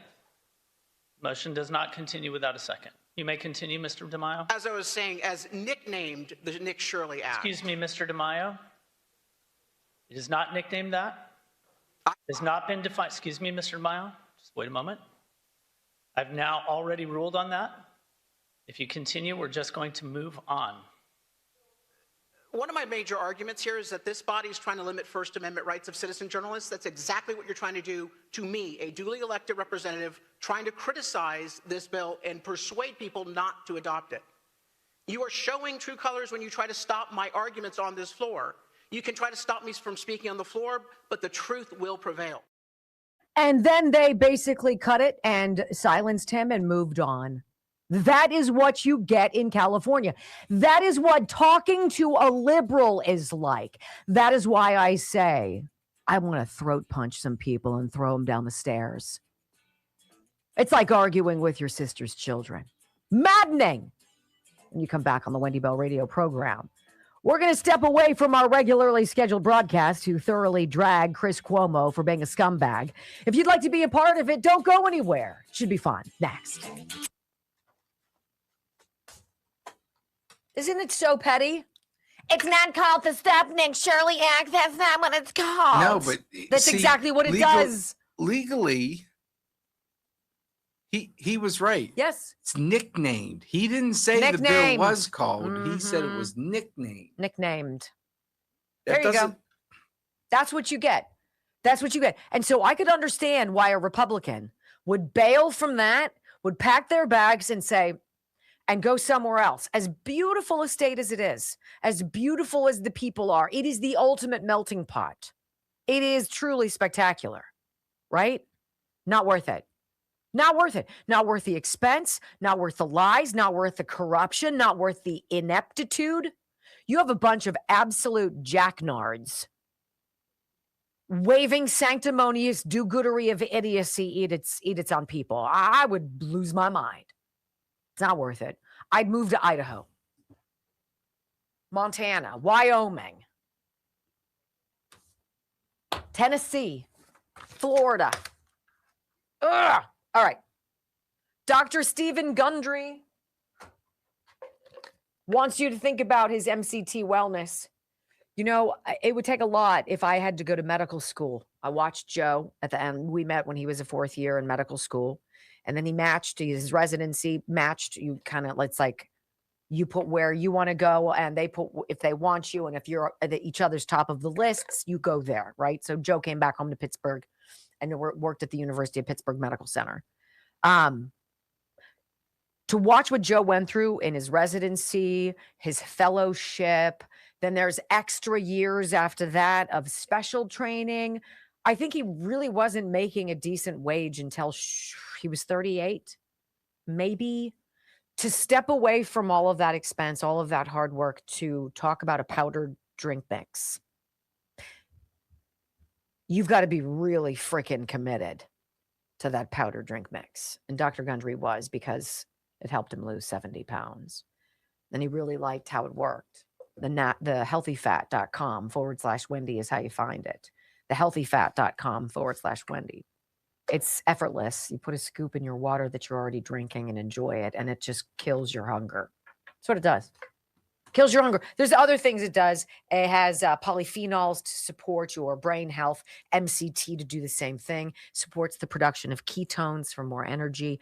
But the real issue is it's a dietary supplement that absolutely kills your hunger. And I will tell you, it works 100%. 100%. Thehealthyfat.com/Wendy. If you don't want to inject something into your body, you'd rather drink something delicious, why would you not try it? Watch the video. The video is so helpful. And then buy it, 20% off your first order. I know I'm biased, but I like the blueberry. So this hair is going to have to go somewhere. Is it very distracting? Because it feels very, very 11:30 seems like a good time. large. 11:30 to do what? Put it up? Oh, you want me to? No, I'm saying it. I'm surprised that. It lasted this long? Yeah. Well, it's freaking purance. Look at that. I mean, I know I look like a carpet. It's crazy. Oh, Murphy. I was just going to say. You and I are looking more alike day by day.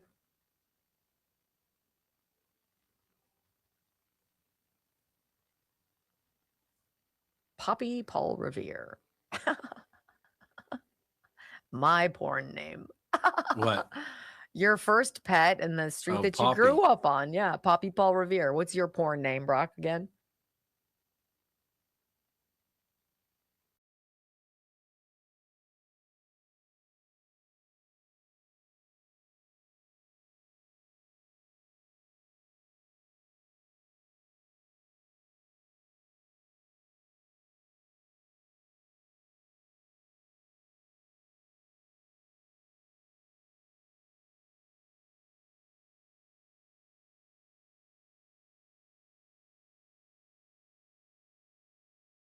Byron Donalds from Florida during the pandemic.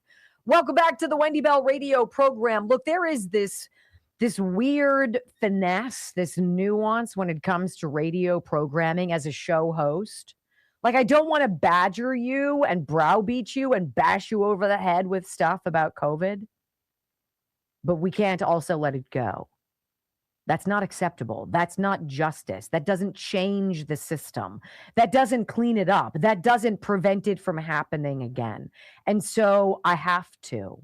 And I think Chris Cuomo is just everything I despise in a man. So it's enjoyable for me to make him look stupid because he sure does a great job of it. So, Congressman Donalds during COVID was like, I already had COVID. I got sick. I have natural immunity, right? I'm not going to get vaccinated. I don't think you should be forced to do something you don't want to do. That's antithetical to this country. It's antithetical to what I do here on Capitol Hill. Chris Cuomo, because, he was the expert. He didn't have any critical thinking. He parroted. Because, Pharma pays his bills, ladies and gentlemen. Pharma gives what? $39 billion last year to the media or something like that. It's ridiculous. Or maybe that's collectively. We'll see. So this is Chris Cuomo, the same night that he finger-wagged Byron Donalds, who's now the Republican candidate for governor in Florida, for not getting vaccinated. And he had Bob Costas on, who also sounded like a total turd sandwich and completely changed my view of Bob Costas. Never liked him again after this, even though he was one of the most legendary Olympic announcers I've ever seen, right? This is unfortunate. Let's go back in time, ladies and gentlemen, to July 2021, the dirtbag of the year, Chris. Now, you heard the conversation I had with the Florida congressman who needed to be corrected about how vaccines work. Listen, I'm healthy. I had it. I don't need it. That's my choice. I don't care what Biden says. I don't care what the government says. We hear this refrain again and again. Net effect. Well, look, we're in an area that is not a matter of opinion. This is a matter, it should not be viewed as liberal, conservative, Democrat, Republican. This is a matter of facts versus denial of facts, flat out ignorance. It would not be possible a generation or so ago, when you didn't have so many places to go to have whatever you want to believe ratified, or to stumble onto misinformation. There are people online who are specializing in making a lot of money out of dispensing this sort of misinformation. This is not a matter of opinion. If you won't get vaccinated, unless you're in the tiny, tiny, tiny percentage of those who have a legitimate reason not to, if you won't get vaccinated, you're wrong. Period. Wow, you had a lot of conviction there, Bobby boy. Hey, by the way, we spoke of it on this program a lot, not because we were making money, because what was going on was wrong. And we weren't afraid to say it. Hell, I already got fired so many times. Who's going to fire me next? Me? No. Suck it, Bob. And continuing with the sanctimoniousness, Cuomo says deep denial has afflicted too many Americans. And so should all these sheep. We should all be lining up for the cattle chute, ladies and gentlemen. Have you ever seen America fall down on a challenge as it has here? We have made ourselves sick as a function of deep denial. That's all it was. We had the vaccine. We had the means to make the PPE. We had the means to make the testing. We had a president who said the pandemic was a hoax. His party bought into it. Have you ever seen the country in this situation? No, and it's not just a matter of ignorance. It's a kind of defiant ignorance. It's a badge of honor to act this way. And you made a good point earlier in this hour. The one thing that Trump was undeniably right about, even though he won't shout it from the highest mountaintop, as he should, and demand television time, which all the networks would grant to him, to make a full and coherent statement about it, he does acknowledge that you should get vaccinated. You can call it, as you said, if it helps, the Trump vaccine. The one thing for sure, the most important thing that he was right about is that, for some reason, they're not acting upon that. Meanwhile, they eat up all of his other ridiculous, preposterous, buffoonish lies. You know, it's interesting that Bob Costas says that Trump advised, suggested, celebrated, and said, go get it. It's safe. It's good. He did. He absolutely did. And I will say it is one of those things that has soured me on the president. I think he's spoken about it. I think he said the information he had at the time was thus. And certainly we know now more. But remember when he was all over Operation Warp Speed? He was all about that. I think he was more excited about the process of speed, about getting people together fast. He just had no idea what they were getting together to concoct. And by the way, Bob Costas, I don't have defiant ignorance, but my badge of honor during COVID was thinking critically, believing very few people, and keeping people like you away from my sons. Period. You jerk. When we come back on the Wendy Bell radio program, Derek Chauvin did not kill George Floyd. Breaking news. You knew this already. But Minnesota sure did kill Derek Chauvin's constitutional rights. Oh boy. Next on the Wendy Bell radio program. Isn't it just so amazing? They have no knowledge. They have no inside research. They have no one connected to the Petri dishes, to the test tubes, to the graduated cylinders, or to the beakers of science. All they're doing is no critical thinking. They're parroting. That is so much more dangerous than doing your own research, because doing your own research makes you stumble upon Dr. Robert Malone, Dr. Peter McCullough, Dr. Pierre Corey et al., all of whom said, you know what? There's other ways. Okay, now I'm talking to you. I think Miss Wendy?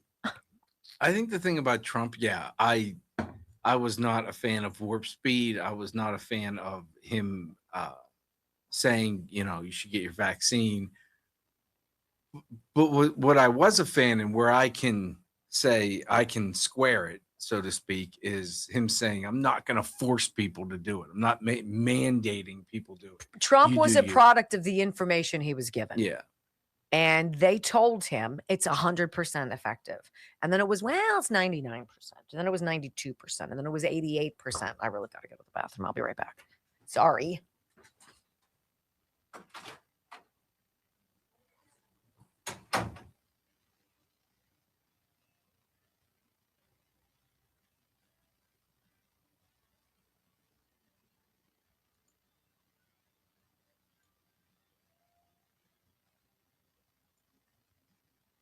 $210. I'm on the countdown.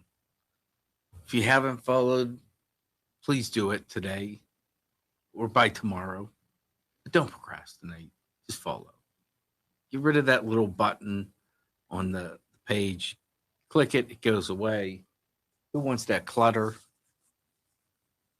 210 away.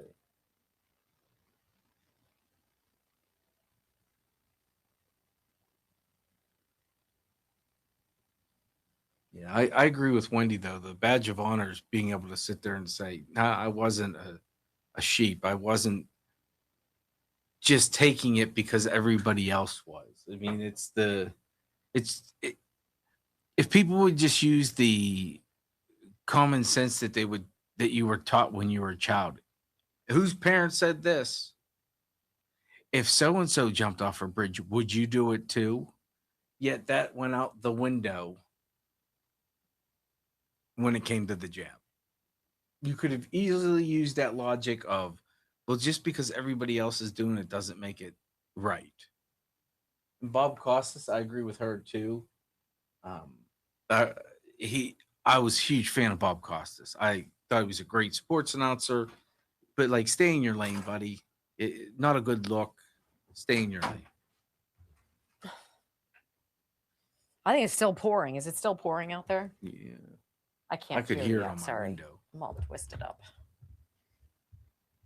The water filtration system, they ended up not coming on, but I think one time is called Cove Pure. So there's no discount code for us. Yeah, I don't know. They Cove, sent us this. It has to be hundreds of dollars. yeah. Right? If you go on any of the social medias, they have it. I get advertisements all the time for it. They don't put in a promo for us? No, we don't. We don't have one. Did you try my name? I didn't because I already have one. But best water you'll have. I will say that. I love it. Like I said, it's like drinking this from a spring. Is yours black? Yes. Okay. Learn more. Don't be racist.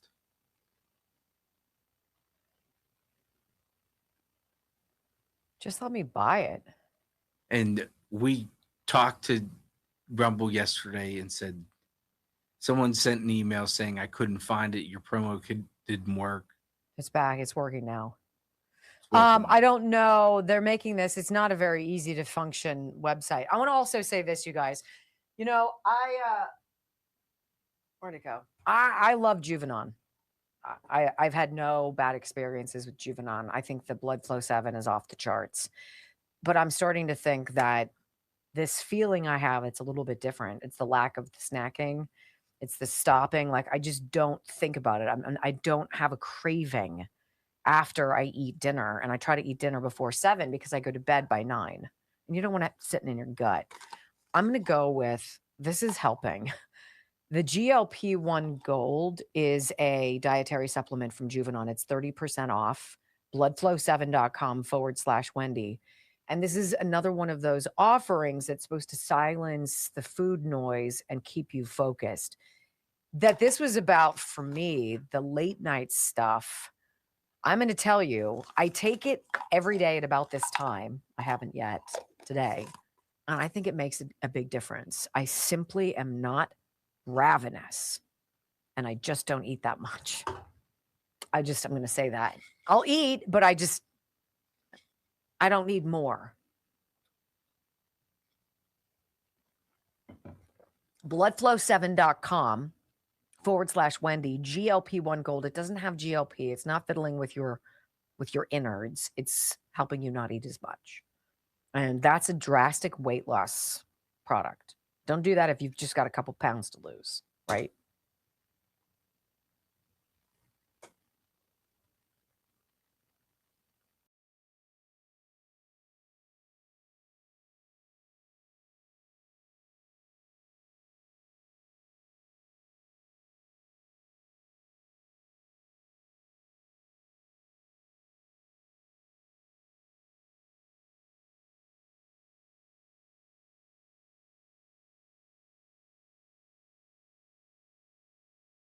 George Floyd killed George Floyd.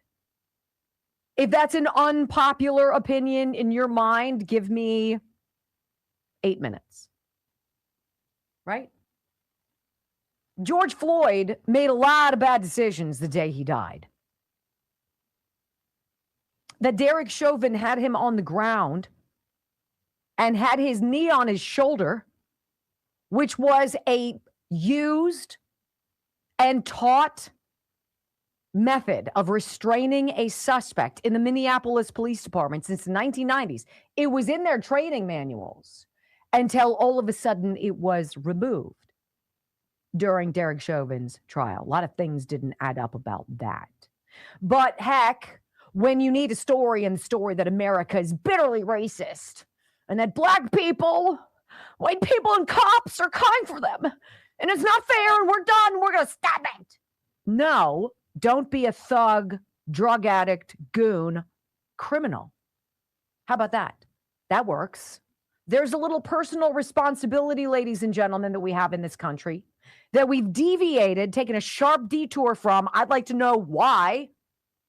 Because Democrats need narratives to continue on as smoke screens to feed the media so that you and I are barking at each other about stuff that doesn't exist and they can continue ripping us off. Period, in a nutshell. How am I doing? Well, did you hear the Derek Chauvin's attorney? He wants his case dismissed. He wants his client to be freed and for the truth about George Floyd's death to finally be told. This is beyond ridiculous, right? When you enter the system, kind of like my son Christopher did earlier this month, getting a speeding ticket, a reckless driving speeding ticket, you enter the system that you don't know anything about, right? Usually. And you trust the system. This is the way it goes, right? You got to read me my rights. I've got to do this. If I'm getting arrested, blah, blah, blah. You know, Chris got a citation, but it still was serious. If you're going to be charged with murdering another human being, there's a process you would think that you would go through. That process, which begins with one very simple thing, has not been followed at any point of this entire saga, which, by the way, is now entering its 6th year. Isn't that crazy? It's unacceptable. Derek Chauvin asks state to overturn conviction in George Floyd case due to a lack of grand jury. I'm sorry? Before you vilified this guy and called him a murderer, called him a racist, destroyed his life, put him in the crosshairs of anybody with an axe to grind, anybody who gobbles up the racist rot that is served on our freaking trays by the slopful, right? You didn't even do your basic due diligence and present your evidence to a grand jury because that's the process. But that's not even the worst part. The attorney representing Derek Chauvin, I'm reading this from Post Millennial, by the way.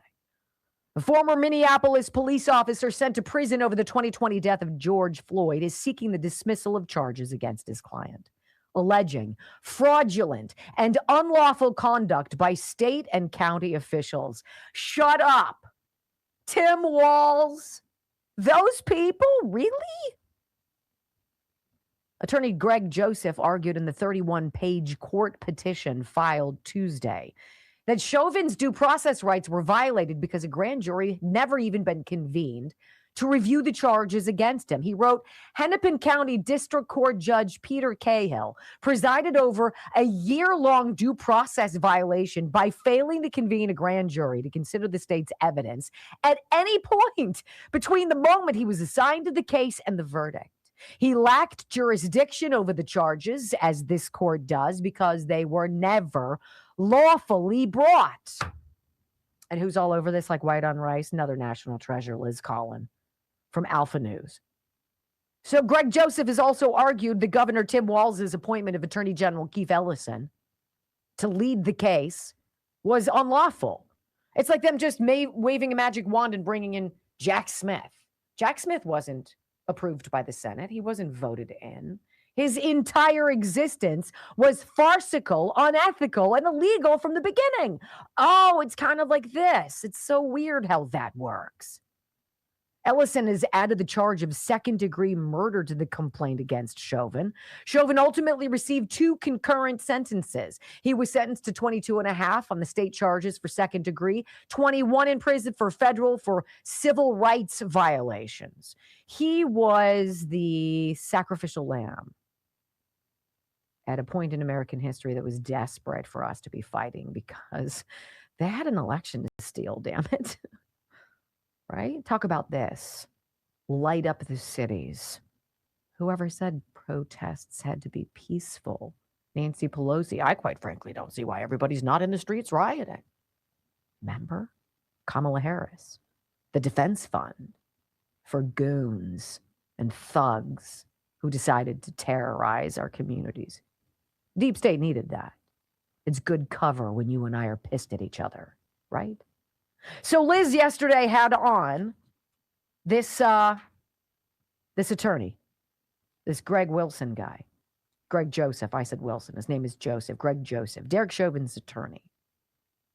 And he's like, look, Minnesota officials broke the law by failing to convene this grand jury in this case.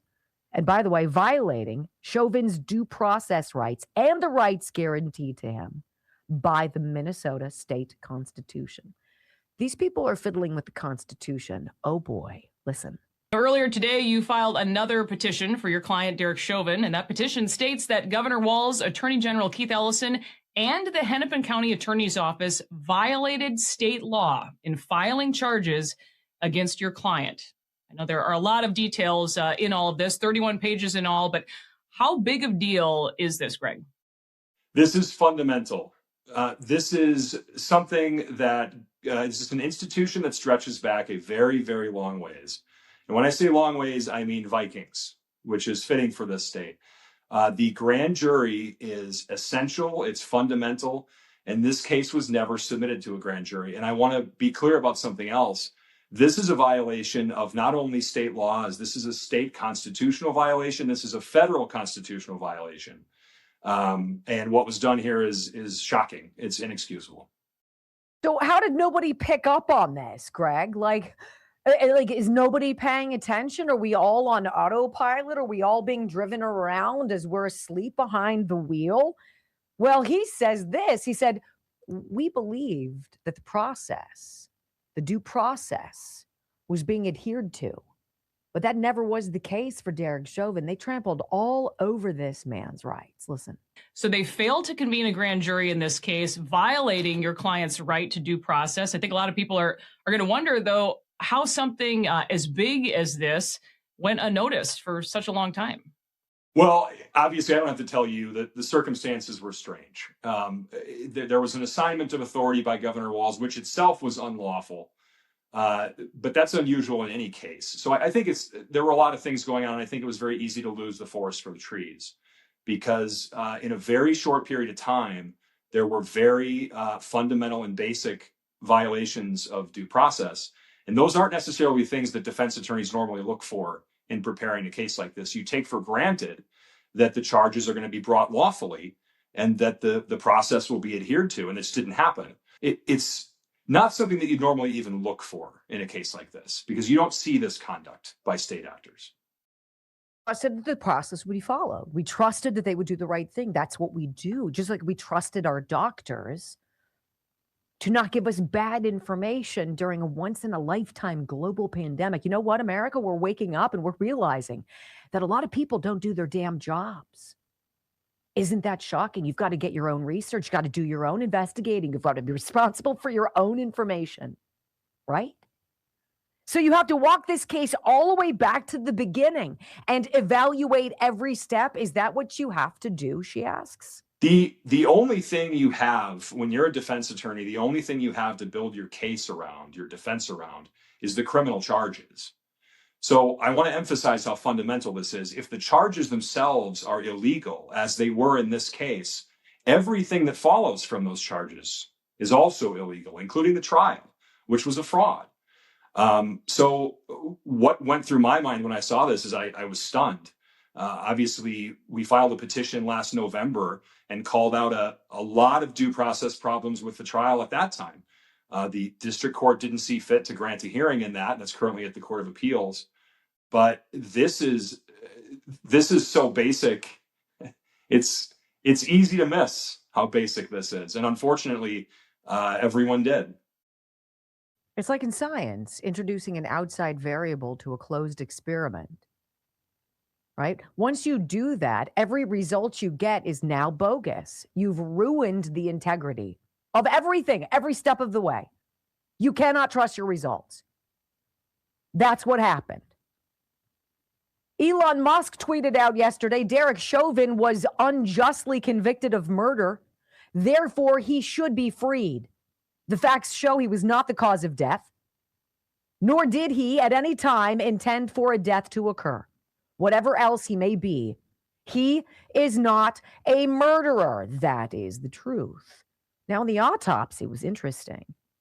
Following George Floyd's death, Mayor Jacob Frey lied to the public, stating the restraint technique used on Floyd wasn't part of the officer training. But later, relevant pages in the officer manual for this technique were discovered missing. In fact, Liz Collin herself found police manuals teaching the exact technique Derek Chauvin used on George Floyd, dating back to the 90s. And when she tried to investigate it further, she was told to stand down. This is the narrative that they were pushing on the public. Reporters during that time were even using like Black Lives Matter hashtags in their reporting. And did you hear what Tim Walz said? What a turd. He said, if Don is to pardon Derek Chauvin, I've got a move to make. What? If he issues that pardon, we will simply transfer Derek Chauvin to serve out his 22 and a half years in state prison in Minnesota, and telling people that just to remain focused on that. And so no indication whether they're going to do it or not, but I think it behooves us to be prepared for it with this presidency, that it seems like that might be something they would do. And so I'm going to be above the law. I'm not going to follow the rules. I'm going outside the boundaries. I'm coloring outside the lines. But I can do that because I'm a member of the deep state. Liz Collin being told to stand down and not dig into that training manual technique. Zip it, sister, is the same thing as Terry Moran realizing that ABC News ran his "it started in the lab" story about the Wuhan virus up the flagpole for Fauci to kibosh. Huh. And California just said to all independent journalists, don't try to come in our state and do what you're doing everywhere else, because we'll find the bejeebers out of you. Make it make sense. When we come back on the Wendy Bell radio program, you know, if there was no evidence of strangulation in George Floyd's initial autopsy report, why was that report changed? Maybe because of a pretty important phone call. We'll go there next on the Wendy Bell Radio Network. Oh, by the way, his fentanyl level was like 4 times above, like, limit. You know? Granted, if you've never used it before and you try it, you could be killed right away. And then if you use it for a while, you keep using more because you become used to it, I guess, whatever they call that. Dude had 3 times, 4 times the legal or lethal dose in his system. And that was after he was dead, right? Imagine him before. Tim Walz is a piece of work. All right, so Blood Flow 7. Blood Flow 7. I know I just told you about GLP-1 Gold, Blood Flow 7. This is what I do every day. If I had a strategy, if I had something that I do every single day, it is start my day with bloodflow7.com. 2 capsules every day, same time, except the weekends I float it. But I will tell you, for instance, we're going to Cedar Point on Friday to celebrate our anniversary because we both love roller coasters. So I will take it first thing in the morning, and we will probably walk 17 or 18,000 steps, which is a crud ton. And with a bum foot, it's a lot. And I will truck with Joe the whole time and be toe to toe, step for step, right there next to him. Whereas before, I will tell you right away, I would have been sitting down and being like, let me just give it a minute. It completely changes how you feel, your stamina, how much weight you can lift, how long you can do activities that used to tucker you out, how many hills you can climb. Whereas before you were like, okay, let me just catch my breath because I need to be shocked back into rhythm, right? bloodflow7.com/Wendy, 30% off. It's less than $1 a day. If you do one thing for yourself and you believe that I don't lie to you, try it. Try a bottle. In 2 weeks, email me, wendybellradio@gmail.com. Capiche? Capiche. How are you guys? What's happening? Hot stuff? Let's see. I've got like 74 different windows open. Gee whiz. Eric Swalwell is not having a good day. I can just tell you that, right? Can tell you that. He is not having a good day. They're coming for him.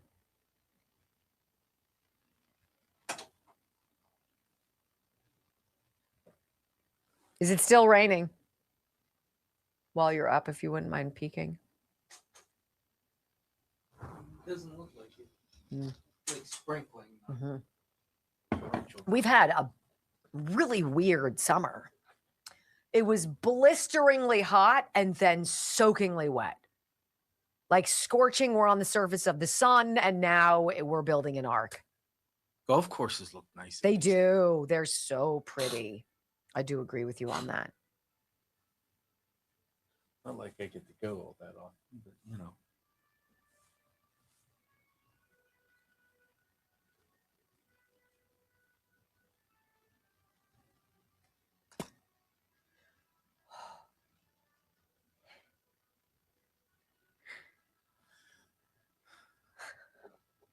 I'm going to make it until noon.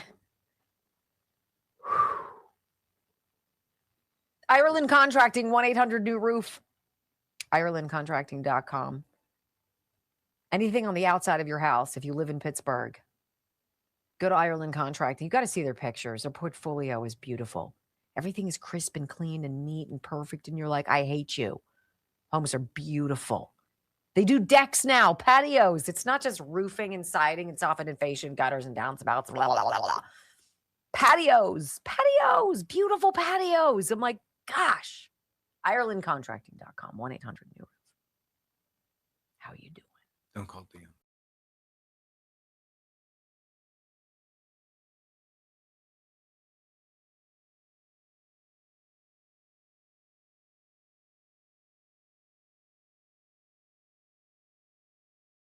Many men and women in prison have been wrongly accused and convicted and essentially thrown away.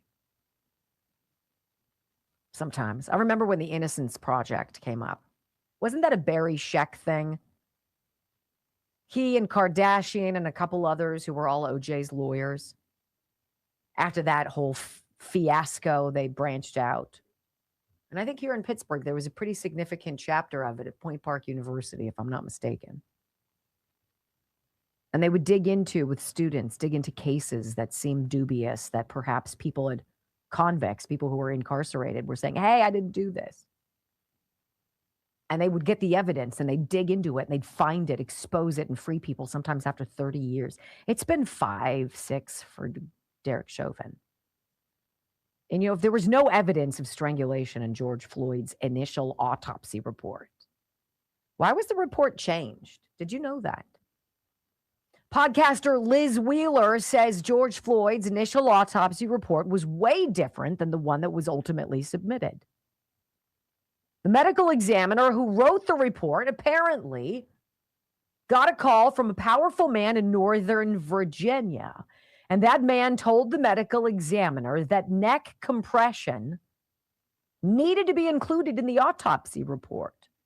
The medical examiner then changed George Floyd's autopsy report to include neck compression. Now, don't take my word for it. I'm telling you what she has found with this author named TJ Harker. He says to her that in George Floyd's initial autopsy report, in fact, there was no evidence of strangulation, damage, laryngeal structures, any of that stuff. Listen. TJ Harker, who is a former federal prosecutor, he joins us today. Andrew Baker is assigned the responsibility for conducting the autopsy the next day. Within that day, May 26, 2020, he gives a preliminary report to the prosecutor's office at which several agents attend. And he tells them there is no evidence of traumatic asphyxia. George Floyd had an extraordinarily high level of fentanyl in his system. There's no evidence of strangulation. There's no damage to the neck or the laryngeal structures. There's no bruising or petechiae on the neck. The prosecutors have now learned on May 26 that their chief medical examiner does not believe that asphyxiation had anything to do with George Floyd's death. May 25th, George Floyd died. May 26th, prosecutors meet with him after Baker has conducted the autopsy. He says no evidence of asphyxia. May 27th, they meet with him without a witness, presumably to try to influence his findings. May 29th, he's still sticking with what he found originally, and the prosecutors charge him. Then something interesting happens. There's a man named Roger Mitchell in Northern Virginia, Washington, D.C. area. He happens to be the chief medical examiner for the District of Columbia. He reads the criminal complaint. He sees that it does not mention the phrase neck compression, not even in there. He doesn't like that. He calls Dr. Baker unsolicited, gets Baker on the phone, and he says, Dr. Baker, neck compression has to be in the diagnosis. If neck compression is not in the diagnosis, then Derek Chauvin is not in the charge. Doesn't make sense. And then he also tells him, I'm writing an op-ed for the Washington Post. It's going to be critical of you for not including neck compression in the diagnosis. Wait, has he seen George Floyd's body or any of the evidence of the autopsy? No, nobody conducted the autopsy except Dr. Baker. Dirty as stones, don't you think? Trust the science. And the coroner who did that autopsy, Andrew Baker, said nothing done by Chauvin was responsible for George Floyd's death. Dr. Baker said that nothing that happened on the ground contributed to George Floyd's death. In other words, nothing that Derek Chauvin did contributed to George Floyd's death. That results in a letter, a 4-page letter that Beth Stack, a county attorney over there in the civil division, writes back to the United States Attorney's Office. So this is a letter from a county government to the federal government saying, you are mistaken. Dr. Baker is saying neck compression, neck compression, neck compression. Prosecutors knew from day one that there was no evidence of asphyxia. Prosecutors knew from day two that the ME was telling them there's no evidence of neck damage. So asphyxia didn't do this. Prosecutors knew in November that a man had attempted to influence Dr. Baker's testimony to include the phrase neck compression, which was the only thing that tied Derek Chauvin to George Floyd's death. They didn't disclose that fact until 3 or 4 months later. Prosecutors also knew that the United States government, FBI, and assistant United States attorneys believed that Dr. Baker had told them that nothing on the ground contributed to George Floyd's death. And prosecutors charged Derek Chauvin anyway. George Floyd contributed to George Floyd's death. Derek Chauvin just walked into a hot mess. When we come back on the Wendy Bell radio program, Nike just did it. A dubious distinction they don't want. Next on the Wendy Bell Radio Network.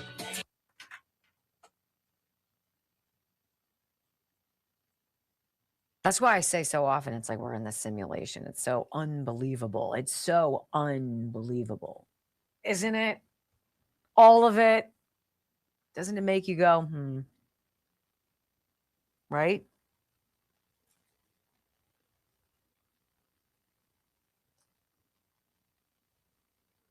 There's only one problem with this. I don't have a center part. Oh my gosh. What do you guys think? How should I do it? Should I do it like this? Oh, wait, there's more. All right, what can we talk about? Maybe this was a bad idea. Brock, you're so quiet. It's bothersome. Ready?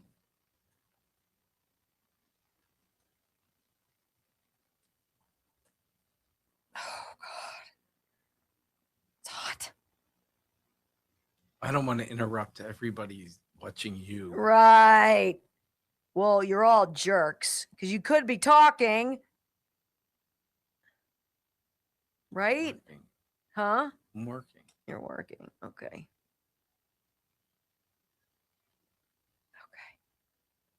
What do we want to talk about? You know what I didn't take today? I forgot. Blood flow. No. Healthy cell. Huh? Healthy cell. Oh, wow. So I'm going to say prophylactically that one of the smartest things you can do this end of summer leading into fall is to make sure you're ready.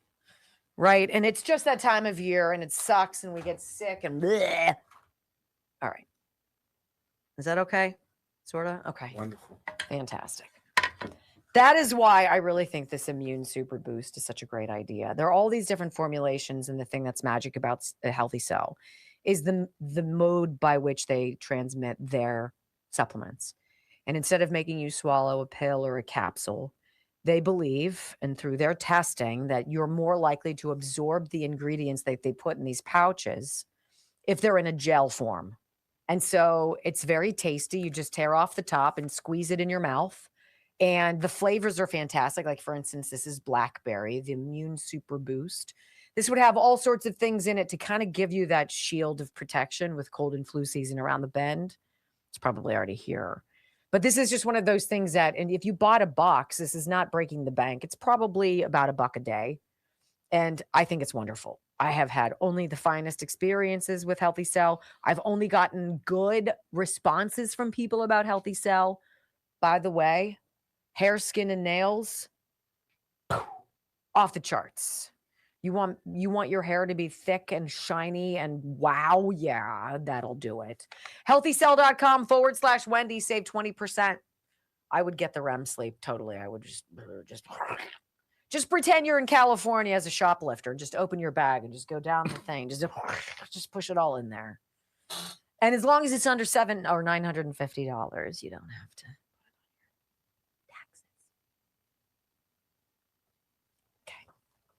Didn't you like all these little white marks that I get? Vitamin B deficiency, I've been told. Leah Prida, do you agree with that? She's my apothecary. You know, I'm glad Nike is sucking wind. I haven't bought anything Nike since that klutz Colin Kaepernick and all the other whatever, how many other bad decisions that those idiots made. Oh, let me tell you, Health Revolution, okay? Health Revolution. You've got to jot this down. I won't make it long because I think all you want to do is jot down the information. info.healthrevolution.net. info.healthrevolution.net. 800-868-6187. How do I remember these things? I remember things at work. I remember things that are good. I remember things that I think are important for you. And if you could save 30 to 60% off of your health insurance by making that phone call, would you give it a go? Because I would. I would. Under the age of 65, please, moderately healthy. Maybe you're a gig worker. Maybe you're self-employed. Maybe you're on Cobra. Maybe you're aware that the marketplace is about to collapse. 3,000 people dropped out of the Affordable Care Act marketplace. Cigna is dropping next year. It's going to get ridiculously expensive. People who switch to Health Revolution make their own a la carte plan, and they save an average of 30 to 60%. What? Yes. No copays. Choose your doctor. It just is that good. Okay? That's my story. Good enough for your kid to use. Good enough for my kid to use. Yes, indeed. Are you going to talk about that story that I sent you? Yes, at the end. At 30. Why? Oh, I was just curious.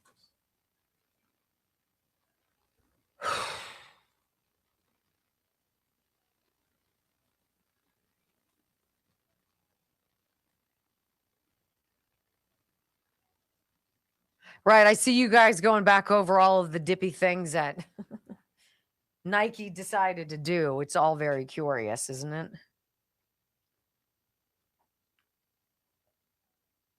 Not even at 2 rumbles. Maybe the comments. Yeah, would you guys help us out and hit that Rumble button, the thumbs up button underneath the video box? And if you're there, would you please hit follow? We are so close. Today and tomorrow, this is the heavy push. We are 203 away. Only 222.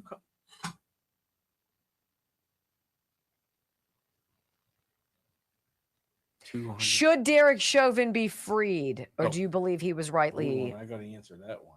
Do you believe? Put it in the comments. I'm going to put it in my comments. Hell yes. Free Chauvin. Some of you out there have a different response. Can you imagine what this man has suffered? They trampled in his due process, but they want to give a illegal due process. Make it make sense. You stabbed a woman with a 3-year-old daughter to death and had planned to douse her in gasoline and light her body on fire. Oh, it's okay. I mean, just try not to do it again. I don't remember what this one is. Are we rolling the dice? Yeah, we're going to roll the dice. I should have a new lip color for that then. Let's see. This looks sassy. 5, 4, 3, 2, 1. Wendy Bell, America's anchor mom, fighting for America 1 hour at a time. Welcome to the family.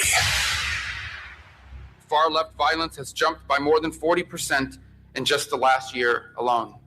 An all-out assault on our immigration officers, sniper attacks, explosives, armed ambushes, a transgender shooter opening fire on Catholic elementary school students as they pray, his gun marked with slogans like, "Where is your God now?" A healthcare executive executed in cold blood, multiple assassination attempts on a sitting president, and the murder of the greatest conservative activist of a generation. This is a distinctive and unique evil. It is perpetrated by those who cannot build, who cannot create, who cannot achieve great things, and take their revenge upon the world for their own inadequacy by seeking to destroy those who can. This is what radical leftism is. 3 hours of bold truth and excellence. You've just signed up for the WBR Army. Strap in. This is the Wendy Bell radio program.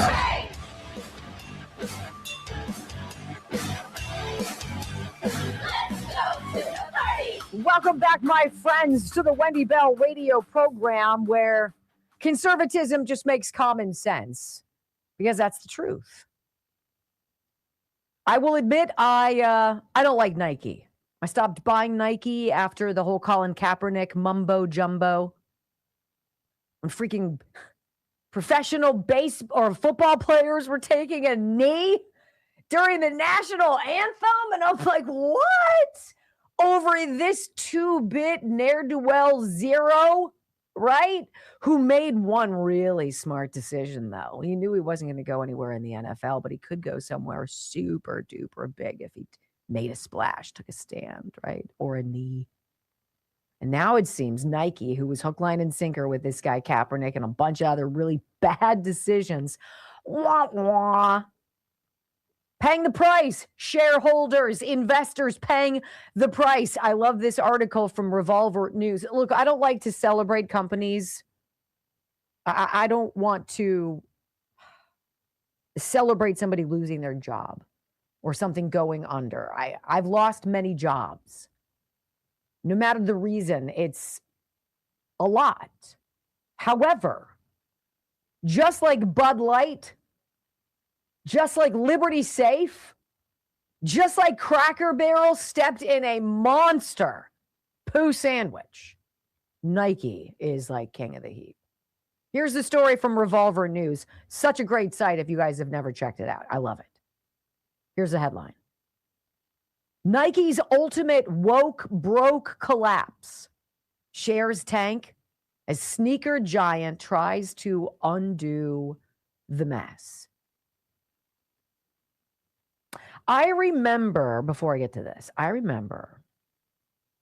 Tim Robbins, actor Tim Robbins, who's married to Susan Sarandon. How he is married to her, I have no idea, because I would throw her down the stairs. He was very adamant during COVID. He was very adamant, very outspoken, very demanding. If you don't do this, then you're the problem. And then he awakened. And then the science came out, the real science. And then we saw the dangers. And then we saw the deaths. And Tim Robbins was one of the very few who stepped forward and said, I was wrong. I was 100% wrong. And I'm asking for your forgiveness. I'm sorry. Nike had a million different ways on this journey to do that and decided not to. Instead, they doubled down on the woke, white, college-educated, toxic liberal chick who is the scourge of our society, right? Some people say it's the Islamification of America, and I can see that. I think it's liberal chicks ruining everything, period. I do, and I'll stick by that. There was a time when Nike was the undisputed symbol of American sports culture. Michael Jordan, Bo Jackson, Andre Agassi, Charles Barkley, Tiger Woods. Just do it. That swoosh meant competition, swagger, greatness, and some of the coolest shoes on the planet. But somewhere along the way, Nike turned into a corporate social justice warrior that just happened to sell sneakers on the side. It started really going downhill when Colin Kaepernick, the not-so-great former NFL quarterback, became the face of their 30th anniversary Just Do It campaign. That's when I stopped buying them, and so did our family. We've got 7 pairs of feet. They lost money on us. They didn't care. Nike even killed a Betsy Ross flag sneaker after Kaepernick complained about it. Later, Nike hooked up with controversial trans activist Dylan Mulvaney to advertise women's leggings and a sports bra. Of course, he's a dude who nearly took down the entire Bud Light empire with one campaign ad. Nike was like, let's get some of that. But Nike didn't learn from Bud Light's mistakes. They went full DEI. They poured tons of money and resources into all things racial and social justice. And you and I got so freaking fed up with it. Just shut up already. That's when people started really getting pissed. Nike's former CEO, John Donahoe, proudly described DEI and social justice as one of Nike's core brand values. Wow. Not to mention, Nike also spent years saddled up with LeBron James, one of the most outspoken progressive athletes in America, and a polarizing figure way beyond the basketball court. Kind of safe to say he's hardly the university beloved sports icon Nike once built its brand around. And that was it. The Nike brand became political. Now comes the part that was inevitable. Nike shares are down about 78% from their November 2021 all-time closing high. And on Monday, the stock closed at its lowest level since 2014. What? That's one hell of a just do it. Latest numbers are brutal. So brutal, investors haven't even seen lowly numbers like this in a decade. Wall Street Journal reports Nike stock hit the lowest closing price since 2014 Monday, pushing the athletic apparel retailer to last place in the Dow Jones Industrial Average. Like, amazingly, at first, Nike was able to weather the Kaepernick nightmare. Company continued growing. Its stock eventually reached that record high in 21. The woke stuff was part of a cultural shift inside Nike. No duh. Management really wanted the brand associated with racial politics, social justice, sustainability, DEI, LGBTQ, and a slew of other progressive corporate hooey. And Donahoe defended these values when he was asked if Nike had gone woke. All we wanted were really cool shoes, you morons. And you fudged that up. What was Donahoe thinking? Maybe Nike truly believed woke was the future, but whoa, were they wrong. The Kaepernick campaign was probably the moment when most normal Americans realized Nike had descended into politics. It was part of the brand. There were boycotts. Customer burned Nike gear. Stock took an immediate hit before eventually recovering. But at the same time all this was going on, the woke executives were making some spectacularly bad business decisions. First, remember just how far Nike wandered into the culture wars. They yanked a 4th of July sneaker carrying that Betsy Ross flag. Kaepernick complained. Nike said it worried the shoe could unintentionally offend people. Really. Meanwhile, everybody could see Nike was surrendering to political correctness. Then came Dylan Mulvaney, that fiasco. 2023, he was paid by Nike to model a woman's sports bra and leggings. Dylan isn't a woman, so that immediately triggers another conservative backlash and boycott calls. But Nike didn't blink. Executives were sitting in their swanky offices setting 2025 goals like 35% racial and ethnic minority representation in its U.S. corporate workforce and 30% at the director level and above. How about talented people who don't suck? I don't care what you look like. It's not hard. It's common sense. And after George Floyd's death, Nike really went over the top. They committed a staggering $40 million over 4 years to organizations focused on racial inequality and social justice, many of which sucked and were scams. You know, Black Lives Matter. It's worth noting that many of the leaders there have been charged with all sorts of crimes, including money laundering and wire fraud, but whatever. Nike didn't care about the small stuff. Come hell or high water, they wanted to build a woke brand. Right? This is what Doug Mackey, I guess, I don't know who he is, but he summed up this transformation perfectly. Nike made Kaepernick the face of a 30-year anniversary campaign, canceled the sneaker for Betsy Ross, partnered with Dylan Mulvaney, set these ridiculous 35% racial and ethnic goals, and 30% at director and above, prioritized LGBTQ nonsense and broader cultural aligning, terminated Kyrie Irving over the vaccine. Yeah, they were swallowed by the HR and PR ladies from colleges like Vassar and Oberlin. And now, did you hear what the bottom line is on this? Nike has lost nearly 80% of its market cap over the last 5 years by listening to these broads. The company started thinking like a giant corporate activist group instead of a scrappy sports company that once obsessed over athletes, shoes, competition, and what kids actually wanted to wear on their feet. And nowhere was this ghastly plan more disastrous than Nike's grand plan to reinvent the way it sold its products, right? Only they were selling them, not necessarily Foot Locker and Macy's, only their website, their app, and their stores. And it looked smart for a while, and then everybody said no. And now, wholesale revenues for the fourth quarter were $6.6 billion. 80% of the market cap, guys. Because somebody at Nike, nobody at Nike, stood up and said, no. No. You're wrong. This isn't what people want. This is fleeting. And we will lose because that person would have been right. Like me, they probably would have been fired.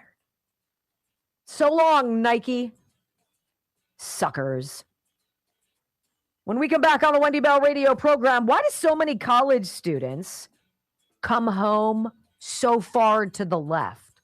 Should we really trust Brown University and a study they conducted for the answer? I'm going to go with no, but we'll go there together next on the Wendy Bell Radio Network. All right, Texas Bullion Exchange. You know, it's recommended for all of us, and we put at least a percentage of our net worth into a tangible metals position.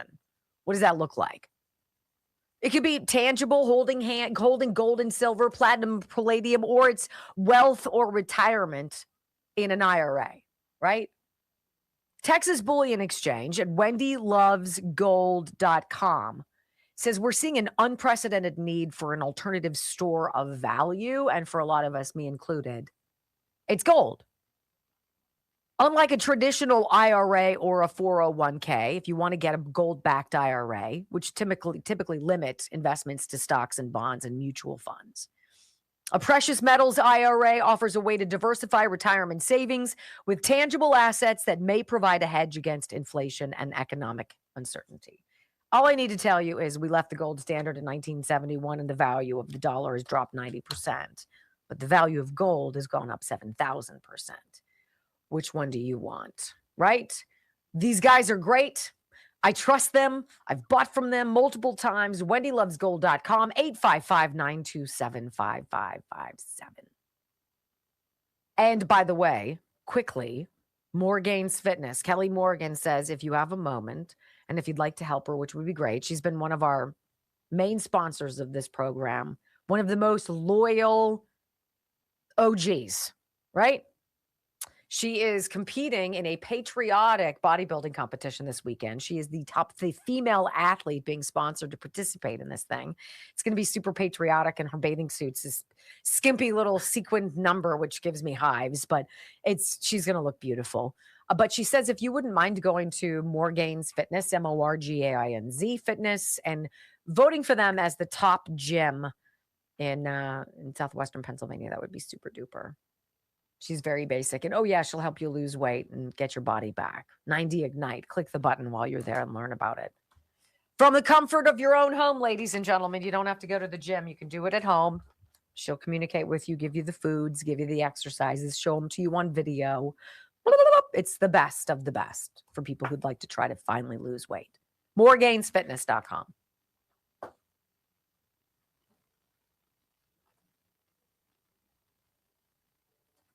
What is it with these companies that can't read the room? It's just weird, right? Read the room. I really don't get it.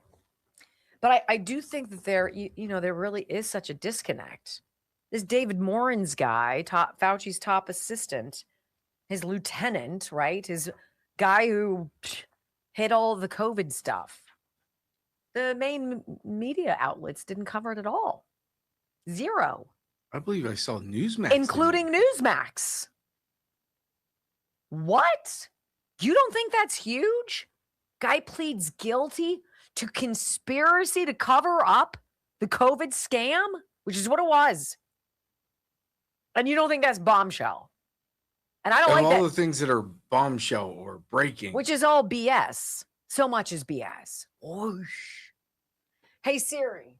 No, hey, Siri. Hey, Magic 8 Ball. Hey, Magic 8 Ball. Is it true that 95% of news is garbage? Let's see what happens. I don't need the Magic 8 Ball for that. Outlook good. Yeah. Outlook good. Certainty. Right? Do we hate most people in the media? Yes. Now it's all fuzzy. Well, it's because you shake it. Very doubtful, it said. Well, that you didn't Am I going to throw specify you down the mainstream stairs? media. Oh, do we hate mainstream media? Uh-oh. Hold on. Ask again later. It's I don't have to. confused. It's confused. Magic 8 Ball.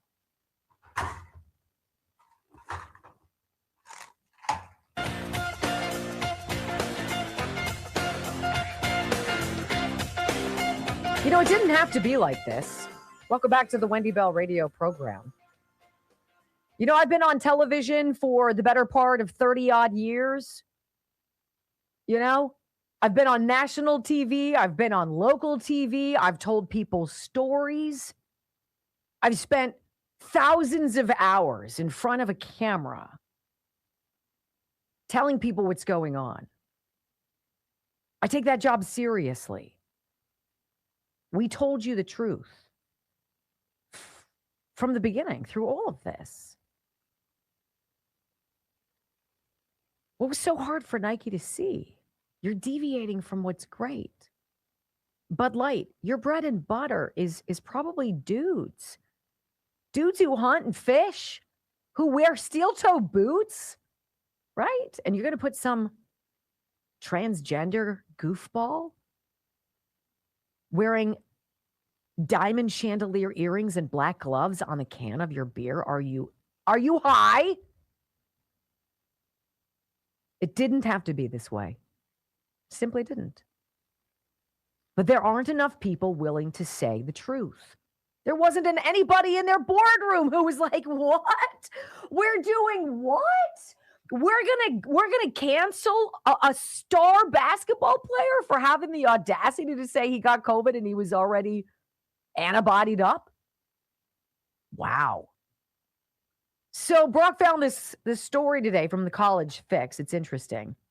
I hope my kids don't come back from college liberalized because I'll have to beat it out of them. No, I'm not going to hit them. Don't get panicked. They're all giants. They'd whoop me in a flash.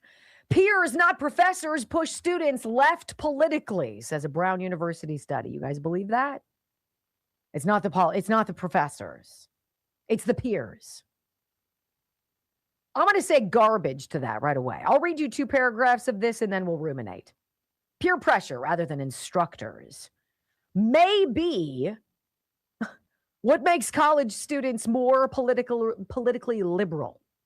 That's according to a new working paper published by Brown University's Annenberg Institute, which I'm sure is totally believable. The paper argues that peers are a much more likely explanation for students shifting political views in college. We find that university faculty are disproportionately Democrat, and that this is particularly so in the humanities and social sciences. Please, it's in everything. However, we also show that exposure to liberal faculty does not make students more liberal. Bullcrap. Sit down. Ivy League embarrassment.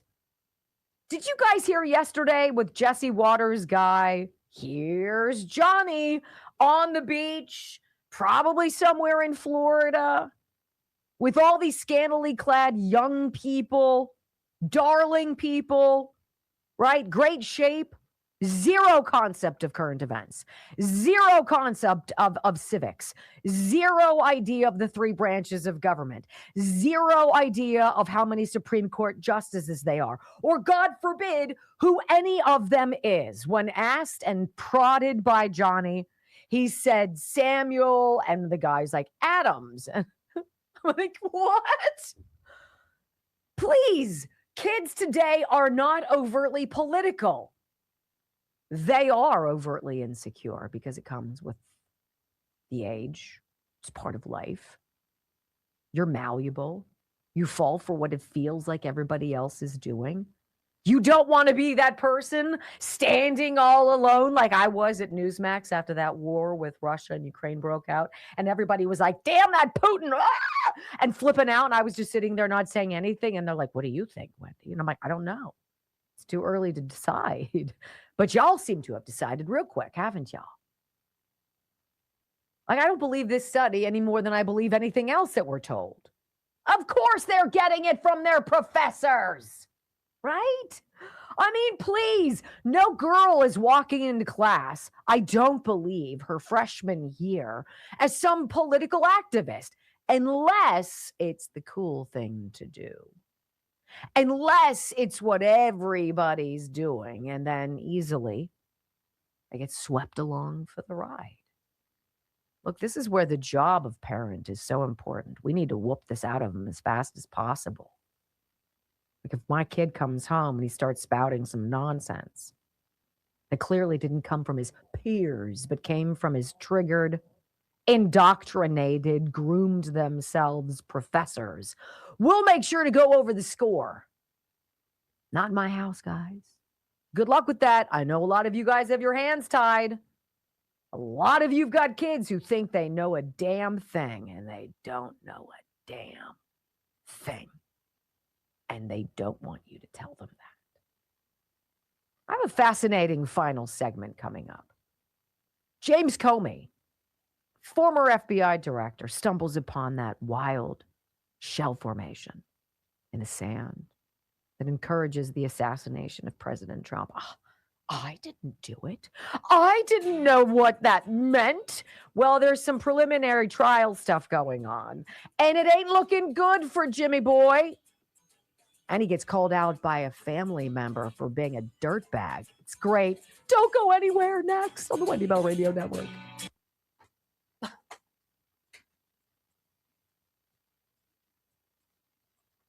I used to think that I would never travel for a medical procedure, some kind of an expert. I've been very lucky, right? I aside from having a bad gallbladder and a stupid foot that sucks, I really don't have any serious problems. But if I still suffered from the chronic headaches I did when I was growing up, particularly through puberty, high school into early college, I would absolutely beg my mom and dad to fly me. I'd find a way to crawl my way to the Simkovich Concussion Institute. I'm just going to speak on this headaches thing, okay? Traumatic brain injury and concussion totally different beasts. If you just suffer pain, debilitating headaches, please 412-366-3700. 412-366-3700. Please call and talk. There's no fee for the consultation. Ask you to get probably an MRI, go over the results with you. And if Dr. Simkovich sees something, he'll be like, come see me. We're going to fix you. On the next ticket, on the next plane, I'll buy that ticket. SimkovichConcussionInstitute.com. 412-366-3700. It matters. And what he does works. That's it. That's my sale. It's my sales pitch. And he's a super nice guy. And he's cute. Sorry. It's true. 202. We're not going to make it. The countdown is on. We're not going to make it by tomorrow. Unless people watching this after the fact, late night or what have you. I know some of you don't watch it live. How dare you? Right. God forbid you have a job. Like, what are you doing? Right. Anyway. Very disappointing. Rumbling after hours and giving us likes and follows is clutch. So if you are listening after hours and you can click the follow button, we'd be so grateful.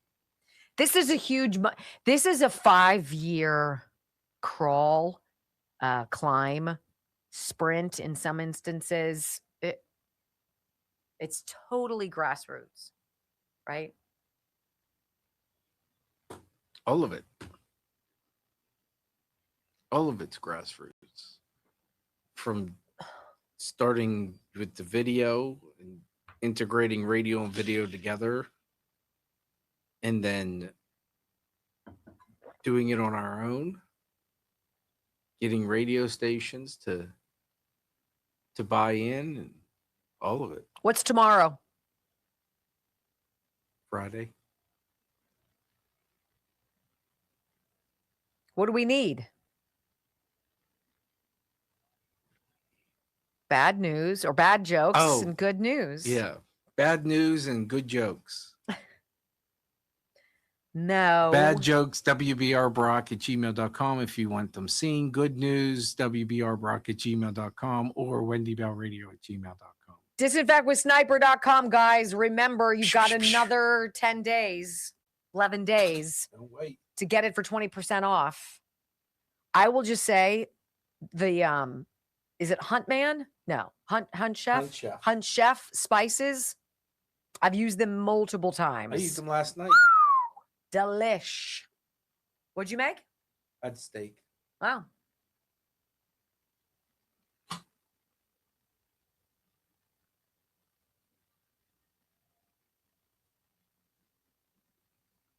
Are you playing the part of the victim? I don't know.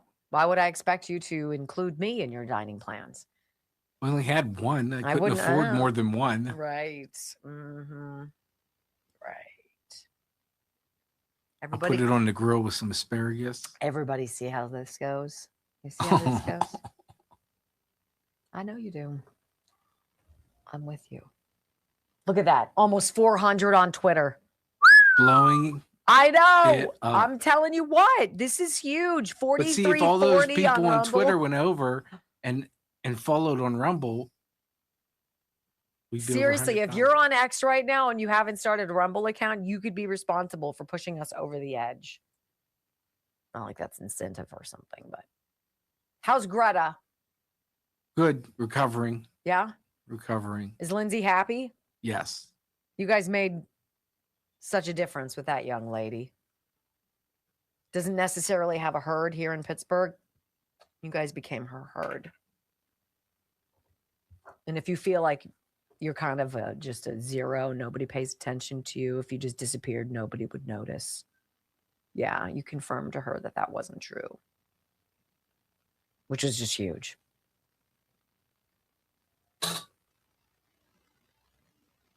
So is the bill that the Dr. Mike's office gave you, does that include Megan's? That's minus Megan. Got it. And Megan gave $1,000. Yeah. Which is to a cat that she's never met. I've never met this damn cat. How about John Fredericks tweets me, or he texted me yesterday. He's like, I cannot believe you're making fun of cats. You're not liking cats. I love my cat. I wrote back, cats suck. Okay. Just It's it's like kids. You love your kids. I don't have to love them. So I just wrote back, cats suck. And he wrote back, and then all hearts. And I'm like, how you doing? Cats don't suck. Usually. Show me one. I've never had a cat. I'm teasing you guys. I don't have.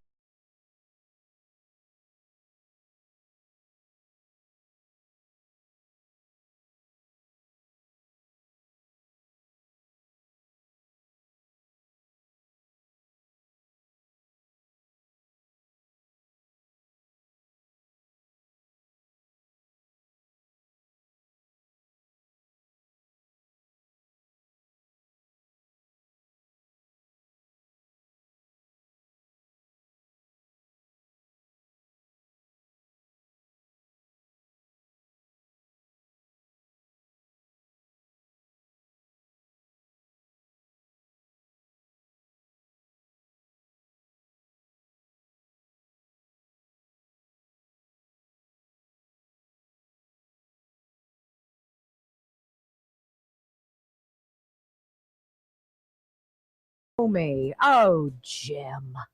Welcome back to the Wendy Bell radio program. You know, I'm really tired of people who know better behaving the way they do. I'm really tired of the adults in this world leading by such poor examples to America's youth. No wonder things are so screwy. You got people in Congress, aides and other people, even Congress people, Eric Swalwell, who are doing gross, deviant things. They're not running our country. They're not listening to you. They're not thinking outside of the box. They're not creating innovation. They're not making anything better. They're having gay sex in Senate conference rooms. Did anybody ever get charged for that? Did anybody ever get, I don't know, disciplined at all? I think Dick Durbin or whoever it was. I don't remember whose senator it was. Do you remember, Brock? What, whose chair they were doing it on? No, like who, it was an aide of one of them. I thought it was Dick Durbin because it was such a middle poo, wishy-washy, tepid, vanilla, white bread. Yeah, I wish they wouldn't do that. I'm like, what? They're taking pictures of themselves having sex in Senate conference. It's a mockery. It was all a mockery. It was a sham, you guys. We got lawmakers in California passing laws against journalists doing their job and threatening to arrest and fine them out the wazoo for so doing. Make it make sense. We have teachers who long ago stopped talking about math and science and reading and teaching children about the big, beautiful world of books and imagination, and instead have become these whack job political activists who want to escort your son or daughter into the transition closet. I'm sorry, no. But it's the depravity at the highest levels of the government apparatus that is just outrageous. To call for the murder of somebody else and then to pretend that you didn't do it. It's called stochastic terrorism. It is. And we got a little blurb on that. We've played it before, but it's so worthwhile. And this is what I'm saying, okay? This is Jim Comey, former FBI director. He's in the hot seat. He found those seashells in the sand and posted on Instagram to his 200,000 followers about it. And the president didn't think it was funny. Prosecutors raise Comey's crime novel about using coded messages to incite murder in the 8647 case. Oh, now that's a kick in the pants, isn't that, if you're Jim Comey? Wait, what? You wrote a book about it, and it's the same sort of story as what happened that you did on the beach, hoping to incite somebody who's a lunatic? Drop the seeds that hope they maybe germinate real quick so somebody takes action? Well, federal prosecutors have accused James Comey of making a true threat against President Trump, citing the former FBI chief's own crime novel against him. The book is entitled FDR Drive, and literally it was released the next day after Comey's infamous 8647 Instagram post. The post showed seashells. If you've been living under a rock, I'm sorry, but we have to presume that some people tune in and aren't fully up to speed. So the post showed seashells arranged in the number 86. Mob slang for get rid of or kill. 47, reference to Trump as the 47th president, according to documents filed Tuesday. The book's plot, I mean, this is so dumb. The book's plot, if you're going to do something, if you're going to kill someone, you probably not do it the way you wrote a book about it, right? He opened the door and grabbed a knife and plunged it in, right? How was that? They were found with a knife in their bag. I wonder, how did we figure this out? Right. The book's plot, FDR Drive, revolves around a prosecutor targeting a far right-wing media personality whose enemies are killed after coded messages are posted online. Quote, he singled out his enemies by name and suggested something should be done about them. That's Comey's book. Read the filed documents. Prosecutors argue that the parallels between the novel's plot and the post show that Comey was making a coded and intentional threat against the president. Comey published a novel where the antagonist successfully persuades his followers to kill his political rivals by communicating coded messages online. I don't know, guys. I don't have time to fiddle with crap like that. Do you? I'm busy. Yesterday I got home. I cut the grass. I did some laundry, right? I went through emails. I mopped the floor. I wasn't plotting some ridiculous assassination threat or dangling the carrot to others to take a chomp at it. What's wrong with these people? Well, former investigative reporter Paul Sperry says prosecutors are going to argue a trial that his book by Comey shows that he had a state of mind to kill President Trump through stochastic terrorism. In fact, that's in Comey's own words by posting an image 8647 to his 200,000 Instagram followers. His novel describes a podcaster who, through the wonder of the internet, convinces his fans to kill his foes. Quote, it's where a charismatic leader jacks people up, but through the wonder of the internet avoids a direct connection to what comes next, Comey wrote in FDR Drive, which came out just 5 days after Comey posted his seashell threat in May 2025. He knows an attack will follow his words, but he closes his eyes so he can say he wasn't part of it, Comey wrote, proving, prosecutors say, more evidence of intent. People are susceptible to social media messages that offer a sense of purpose through violence, Comey also wrote. And because those messages are, quote, in your pocket, reaching you constantly through your buzzing phone, it's an order of magnitude more effective and more dangerous. What a klutz. So what is stochastic terrorism? Well, our friends from Deepfake Quotes, Anonymous on X, give us the skinny. Donald Trump and the MAGA Republicans represent an extremism that threatens the very foundations of our republic. It's called stochastic terrorism.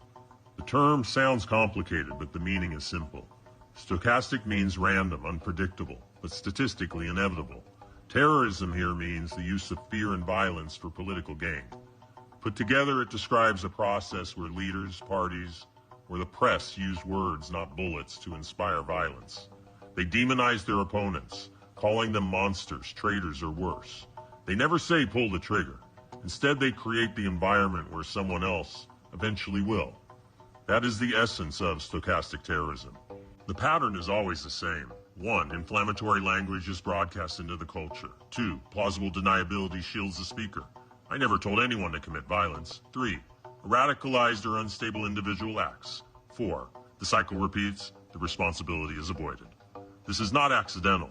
This is willful and deliberate. They know exactly what they are doing, and history proves it. Nazi Germany, Joseph Goebbels' propaganda machine labeled Jews as subhuman and vermin. The German people were told these neighbors were a threat to society itself, Violence became inevitable, and millions looked the other way. Rwanda, 1994. The radio station RTLM called the Tutsi minority cockroaches. That language primed the minds of ordinary citizens to carry out one of the fastest genocides in history. Do you see the pattern? The language comes first, the violence follows.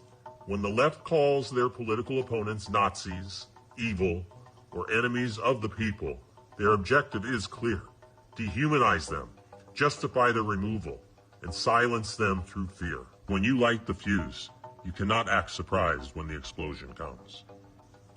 My friends, we are all anonymous. They fear us not because we are violent, but because we see through their lies. We have a Timo Hitler in the White House right now. I just want to say that I have never promoted violence whatsoever. Isn't it so astonishing when you listen to low IQ Jasmine Crockett say it? And this is a little tidbit that's just to pile on the James Comey bad news of the day.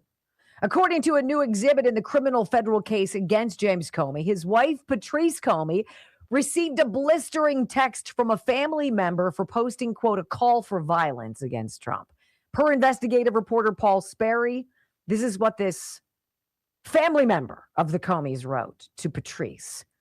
I have held my tongue for a long time, but I just can't do it anymore. You guys have really gone off the deep end over the years with your TDS. 8647 is a call for violence no matter how you spin it.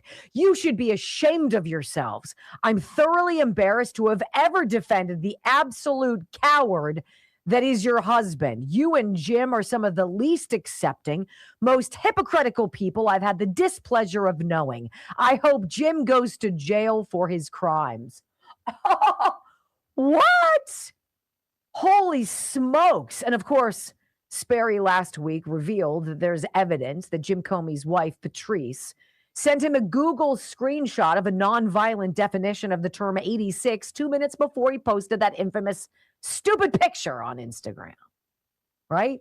And this is even more obnoxious. Did you know that when investigators went to Comey and his lawyer, and they wanted the picture of the seashells in the sand? Listen to this.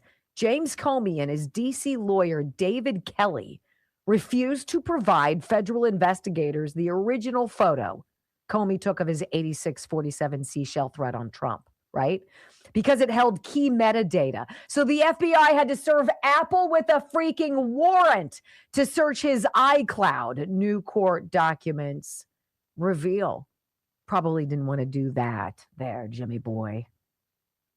You know what? We all hope that there's actual justice for scumbags who have bogged us down with such crazy, time-wasting, petty, prepubescent garbage that is dangerous, even deadly. When we come back on the Wendy Bell radio program, Brock sent me a story that I think you guys are going to want to hear next.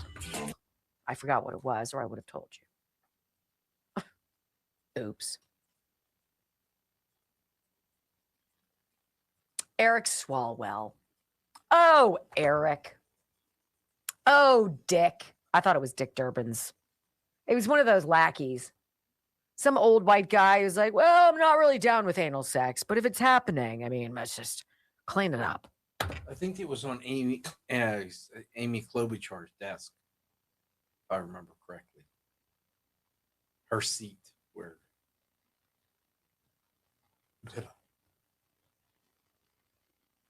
But you have to be so brazen, and so you have to be so strict in your belief that you won't get caught. And aren't you cameras? That you post it. I don't know, y'all. I don't know. I don't have it. I don't get it. What have I missed, Brock? Do I have everybody?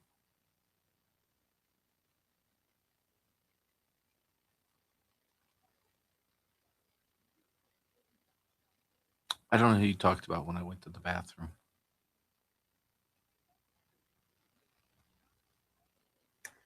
I think we're good to go.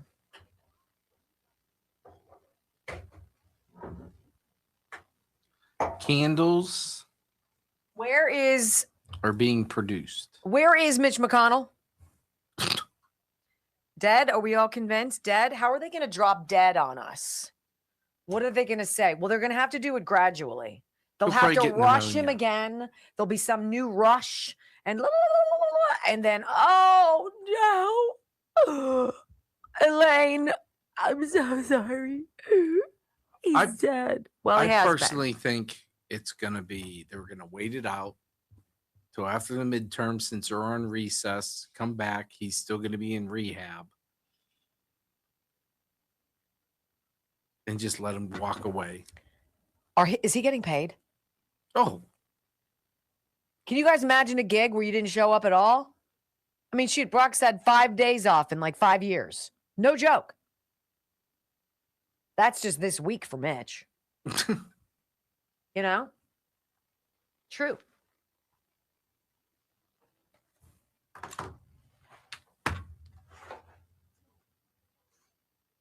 I love the Nike story. I love that they're going down. I think it's been more than 5 days. Doubt it. I think it's been like 6 or 7. Wow. Partay. 4 were golfing. And then we took I'm not here to litigate it with you, babe. Black Friday off.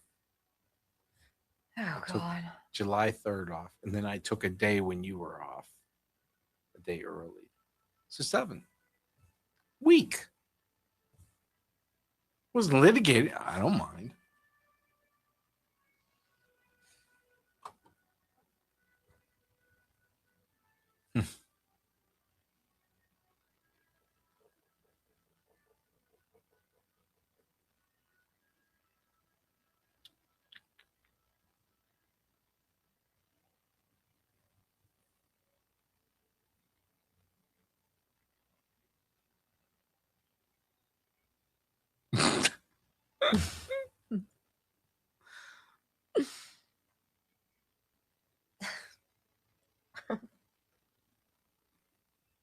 I mean, a week and I got a free fake beer too. And a sandwich with a hair in it. I'm living the dream.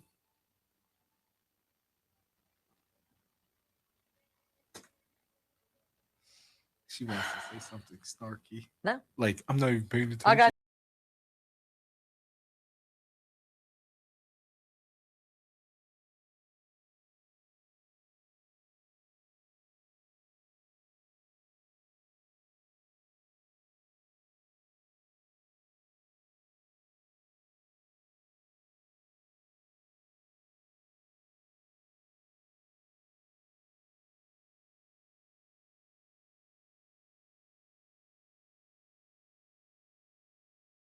match right here. This could be down to the wire. Welcome back to the Wendy Bell radio program. Eric Swalwell or Jim Comey? Swalwell. Oh, Eric. Headline dailymail.com. FBI agents confront Eric Swalwell at San Francisco airport and seize his electronics as part of sexual misconduct investigation. Oh boy. Can you imagine having feds come up to you and take your laptop, take your phone, and be like, see ya. Wouldn't want to be ya. FBI agents confronted Eric Swalwell with a search warrant when he landed at San Francisco airport Saturday and seized the former congressman's electronic devices, including his cell phone, as part of a federal criminal investigation into allegations of sexual misconduct. The Daily Mail can exclusively reveal. The agents, armed with additional court-approved search warrants, this is getting real, then entered his house, in Washington, D.C. on Sunday, seizing additional undisclosed potential evidence.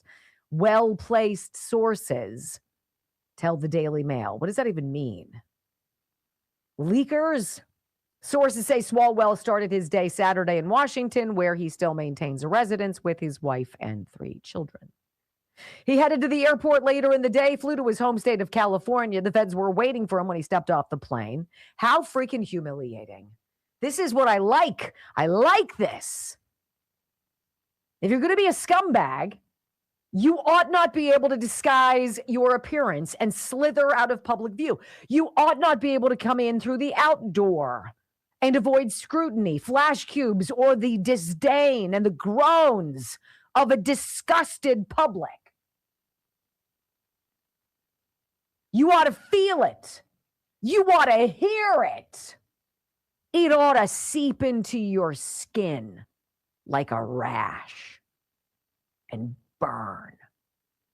I know I'm pretty good with words, right? You guys are like, ooh, that sounds itchy. According to sources, Swalwell was cooperative. What's he going to do? No, right? The following day, neither he nor his wife, Brittany Watts, who has been seen not wearing her wedding ring anymore. I don't know why. Why ever? Is it the allegations that he roofied women and then had sex with them? I don't know. I mean, it could have something to do with it.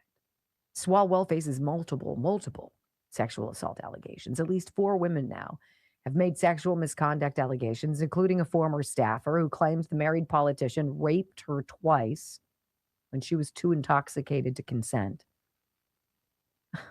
Right? Another woman alleged he drugged and raped her. We could go on through the list. If Donald Trump had not been elected president, this would not be happening.